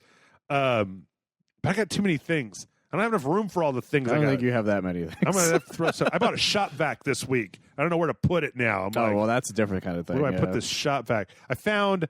How much time we got here? Okay, I found. All right. So my ex at one point wanted to make soap, not like Project Mayhem. No, yeah, but just like wanted to make her own soap. Yeah. So she bought all of the ingredients to make her own soap, and then she never did it. So I've been having trouble with my air conditioning. I've been trying to fix it, and it turns out that underneath the sink in my downstairs bathroom, there was this big plastic tub that had all the soap shit in it. Oh. And I never, she didn't take it when she moved out, and I don't know what to do with it. So I pulled it out, and I was like, what is even in this? I could use the tub.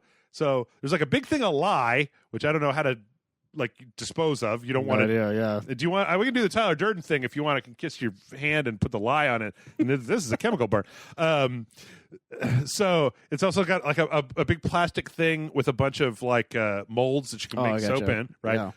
And one N95 surgical mask, because you can't breathe in the lye when you're making it. And I don't know what to do with it, because I'm pretty sure I now have just one unused surgical mask that these things are like gold now, right? Yeah. I'm like, they basically are. Yeah. But should I go to the hospital? And give them the a single hospital in my mask? house, I'd be like, hey, I found this in my house. Do you want this? And they'll be like, no, get out of here. You should be wearing that right now. Why did you come in here? You're probably infected now. I don't know what to do. And just hang on to it. It's like a pair of goggles. I looked at it for 20 minutes, and then I put everything back. And today the AC guy came over to my house, and I was like, should I get that mask out and put it on? And just be like, hey man, it's just for everybody's protection. It's just it's like wearing a condom, but don't think you're just not like that. Yeah, so that was weird. I was like, just hang on to it. You never know when you might need a random surgical mask. Yeah, you might need to change something in the place that dust will fly everywhere or something. I was trying to clean out my AC line with vinegar, and then the next day I was like, this vinegar ain't working. I'm gonna put some bleach down here. And then I went online. I was like, can you mix vinegar, and bleach. And it was like, no. When you mix vinegar and bleach, the vinegar disassociates the bonds on the bleach, and it creates chlorine gas, Yeah, that's an actual thing. which will kill you. And I was like, oh.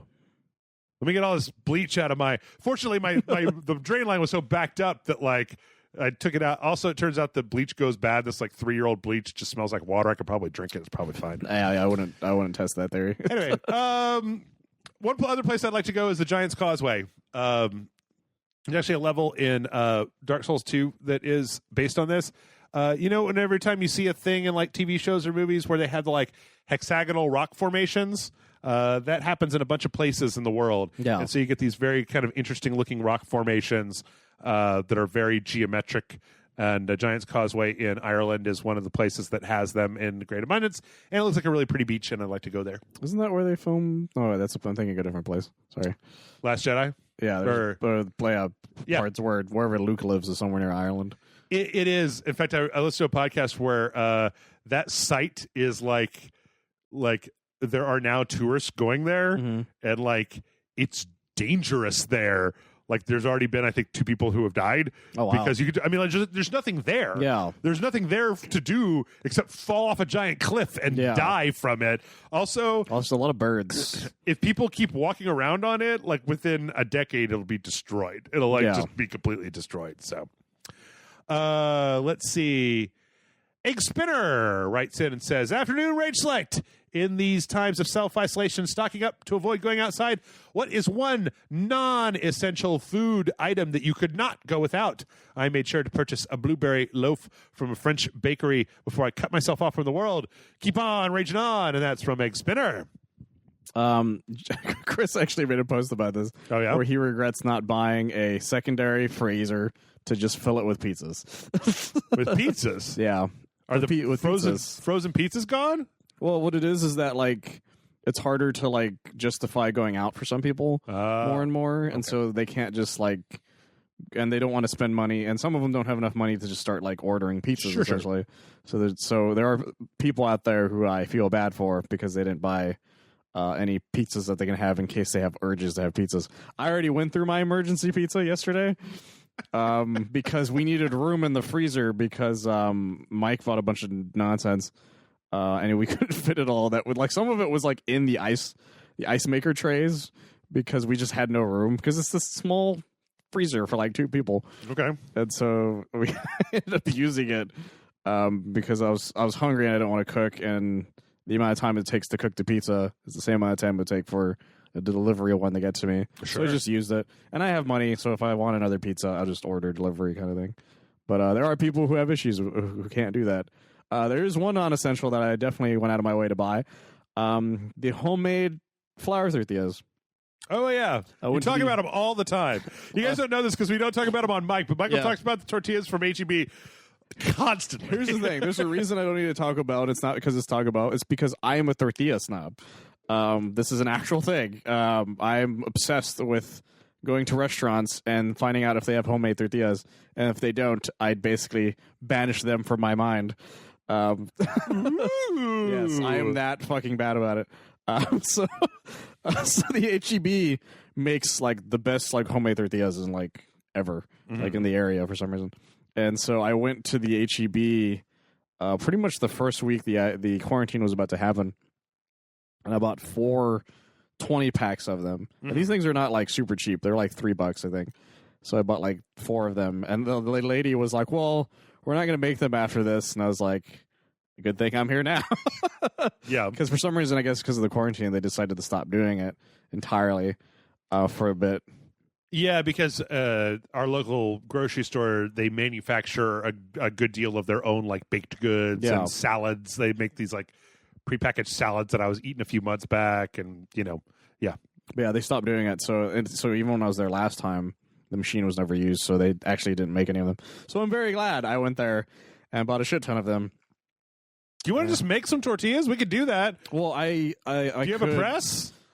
I have something that actually is designed for that. Yeah. The only issue is that I don't have the room for the room to make it, or B, the patience to make them, because tortillas are a pain in the ass to make. Well, that's what I'm saying, man. There's two of us. I got the room. All I need is the tortilla press. You could just set up an assembly line. The two people doing the work. You take half of them. I'll keep the other half. That's actually very tempting. You bring the ingredients. I got a cast iron skillet. I think that's got the all hard kinds of part stuff. now, though, is the ingredients. Yeah. But, Well, yeah. what is it? Lard? It's Lard, there's salt, there's a couple flour? things. I can't remember the exact things. I would have to ask my aunt about it because she's the one who last person I talked to who helped me make them. But I haven't made them in so long I don't remember them anymore. Okay. We can figure it out. We can figure this tortilla thing out. Also, I mean, how it's many do you have tough to make left? them. I have quite a bit actually. Okay, well, that's the there you thing go. is I'm not rationing them, but I haven't been using them as much as I thought I would at the moment. You think you bought 4 20-packs? Yeah. So you had 80 tortillas? Yeah, so I've already gone through most of one of them. What do you put on them? Huh? What do you put on them? I use them to eat meat, beans, and a couple other things. Oh, it's just kind of like a burrito. Yeah, basically. Like a taco. Yeah, that's Okay. mostly what I use them for. All right. I don't just stick butter on. If I was like my dad or my mom and I just stuck butter and cheese on them, I would have gone through them by now, like the entire thing. I'm not You lying. make a I used to be quesadilla. really bad about that actually. When I was a kid, I used to go through like 20 packs in like 10 minutes. Jesus. Because I was just eating tortillas like fucking crazy. I had a pack here, and they weren't the fancy ones that Michael likes. They were the plebeian ones because I do eat at Taco Bell. And I was trying to get rid of them, and so I started making all kinds of quesadillas and just like crazy stuff, and like making a sandwich, but then just munched on a tortilla. My answer is bad. It's bad. There's only one thing that I've consistently gone out to get constantly during this time. This beer. Like if I had to get down to, I've got a bunch of rice and beans and crap see, the big thing at this point is that Wendy's is still fucking open. Yeah, all So, the like, restaurants around us are very much open. the drive-throughs are open and the places inside are closed. So like every day I can go to Wendy's or the P. Terry's or Taco Bell or Burger King or wherever, and like I can still get stuff. So it's not that bad. And then at night I usually just eat like a can of soup. But like I'm down to beans and rice and lentils, and I got some cans. I got to figure out how this is going to work because I got a can of tomatoes, I've got a can of collard greens, I've got a can of pinto beans, I got 2 cans of black beans, and I have a can of green beans now. So there's something going on. I've got a whole link of sausage frozen. I got 2 turkey legs that are smoked that are in my freezer. Mm-hmm. Those are frozen. I got 2 pork chops that are shrink wrapped and ready for the sous vide machine that are frozen. I got a thing of arborio rice, pinto beans, and lentils. So there's something in there. There's something Okay. going on in there. I can figure something out. You can figure something out. Figure something out. But yeah, I don't crave specific foods anymore. I'm very I don't give a glad. Shit. I'm very glad about those tortillas. One time my roommate ate the last of my tortillas, and I told him to get me more, and he got me some nonsense, and I never touched it because fuck that. It reminds me when me and my old roommate had a 6-month fight where we didn't speak to each other at all because I ate the last tube of saltine crackers when I was hungover one day, and and then we just didn't speak for 6 months. We Like, spoke, but I told him to never buy me tortillas ever again because I couldn't trust him. We actually renewed our lease halfway through, and it was that one day I came home from work and my roommate was locked in her bedroom, and the lease was sitting on the front counter with like a Post-it note with just an arrow to where I should sign, and I was like, "Fucking fine." Fucking fuck you, and then just like went into my room and slammed the door, and then like, yeah, it was bad. We were both really good grudge holders, me and my old roommate, and we lived together for like 5 years, and there was at least 2, maybe 3 multi-month period where neither one of us would speak to the other ones. That's amazing. We got mad, and then finally it would just wear off, and we would go back to hanging out. And then we used to booze it up and do all kinds of stuff. We're kind of like best friends who were also roommates, but when we got mad at each other, fuck them. And sometimes one was mad at the other, and sometimes the other was mad at the other one, and sometimes we were both mad at each other. But yeah, That's kind of a basic. it's actually really stupid and kind of sad. But hey, I'm a guy. I'm allowed to do stupid. It would sad make a bullshit great comedy, though. in my 20s. Mikey Mikester. Man, there's a lot of mics going on here today. I didn't make these questions, by the way. Says, hi, Rage Select. Do you have any tips for keeping busy when you're staying at home all the time under quarantine? What do you do? How do you pass the time? Any recommendations? And that's from Mikey Mikester. That's a tough one, only because there's so much stuff that I have that I don't use to keep myself occupied as much as I wish I did. Well, honestly, it just comes down to what are your hobbies? Like, are your hobbies reading, writing, petting a dog, watching TV, watching movies? Just like whatever your hobby is, dial it up a little more and just see if you can get better at it. Is a good way of passing the time. If you're working, focus on your work, I guess, especially if you're working from home. If there's something you wanted to learn, start, looking into that kind of thing. Don't start a podcast, though.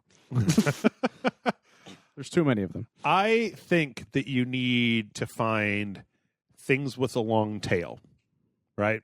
So if you read... Oh, okay, that makes more sense. I was like, animals? What's happening? No.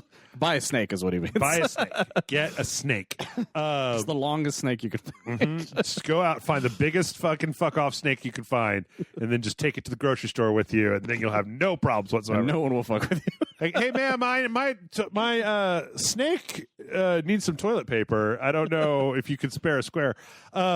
No, like, if you read, maybe, hey, how long has it been since you just sat down and read every single Harry Potter book, like, front to back in a row? Like, maybe do that. If you watch TV, like, hey, maybe now's the time to go back and rewatch all of Breaking Bad from the beginning in order. Or, maybe start with Better Call Saul and watch all of that, and then watch all of Breaking Bad after that, and then watch El Camino, because, like... And then watch Malcolm in the Middle, because fuck it. Yeah. It's all got the same guy. Like, I think that, like, if you're going to play a game, I think that a game like... you were talking to me about you beat Doom Eternal in 2 days. And I plowed through Doom Eternal. That's why I'm glad that Persona 5 is coming out, because, this is literally... Okay, so full disclosure, right? My life is the same as it's always been, because I do things that have long tails, because I spend a lot of time sitting in my house by myself. Boo-hoo. I'm not dissatisfied. I got the beer and the Taco Bell. And he's got a dog. And the dog, and, a lot of Bloodshot and Vin Diesel, So, but, like, have you been intimidated by The Witcher 3? Maybe go watch The Witcher 3. Like, maybe anime, Maybe you've heard a lot about Death Note, but you were like, fucking, I'm not going to watch that. Maybe watch all of Death Note.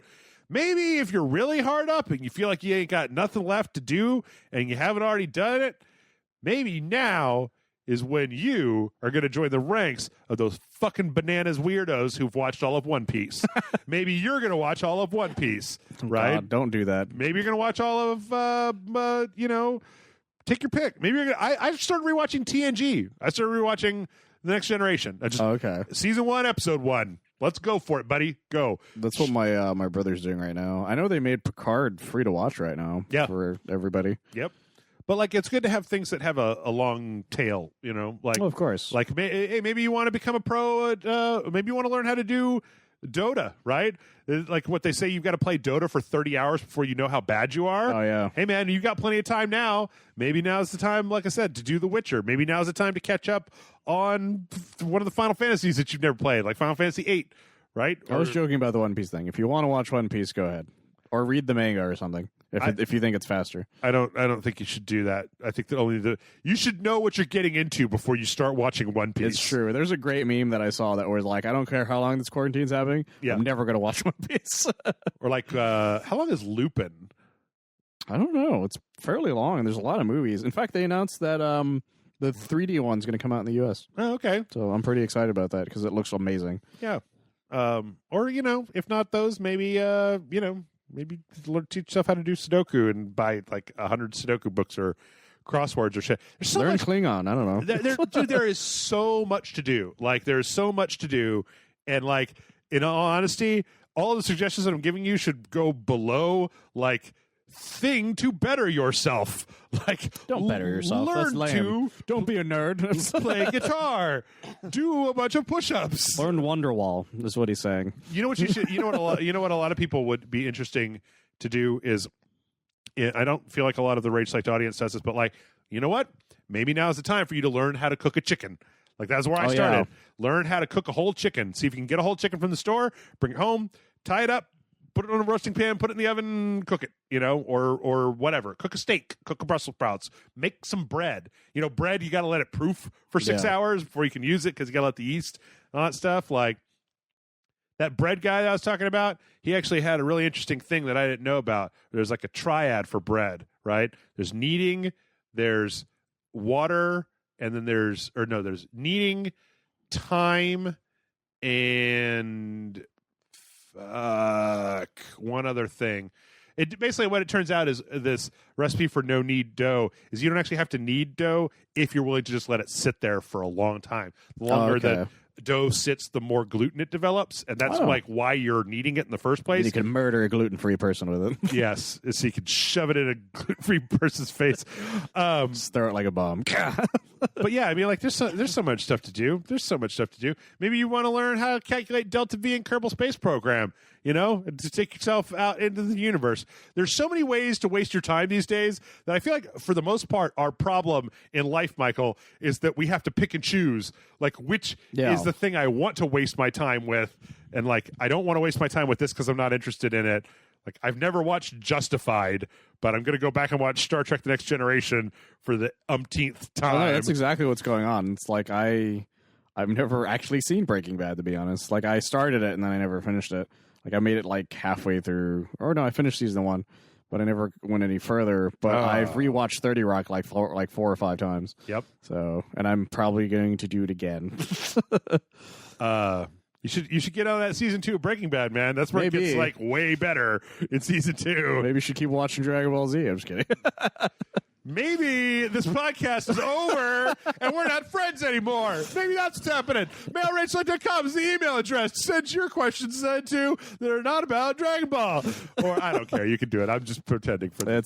We're all pretending. I may end up watching Breaking Bad again. Who knows? Yeah. It's on the list eventually. Sure. I guess the thing is just there's plenty. There's plenty out there. There's plenty of things. I'm rereading all of the Ghostbusters IDW run because I recently bought basically all of them at half price books. Right. Maybe like go sign up for one of those like comic subscriptions and read all the Spider-Man that's on one of those online things. There's what is it, Marvel Unlimited? Or like the DC has something like that.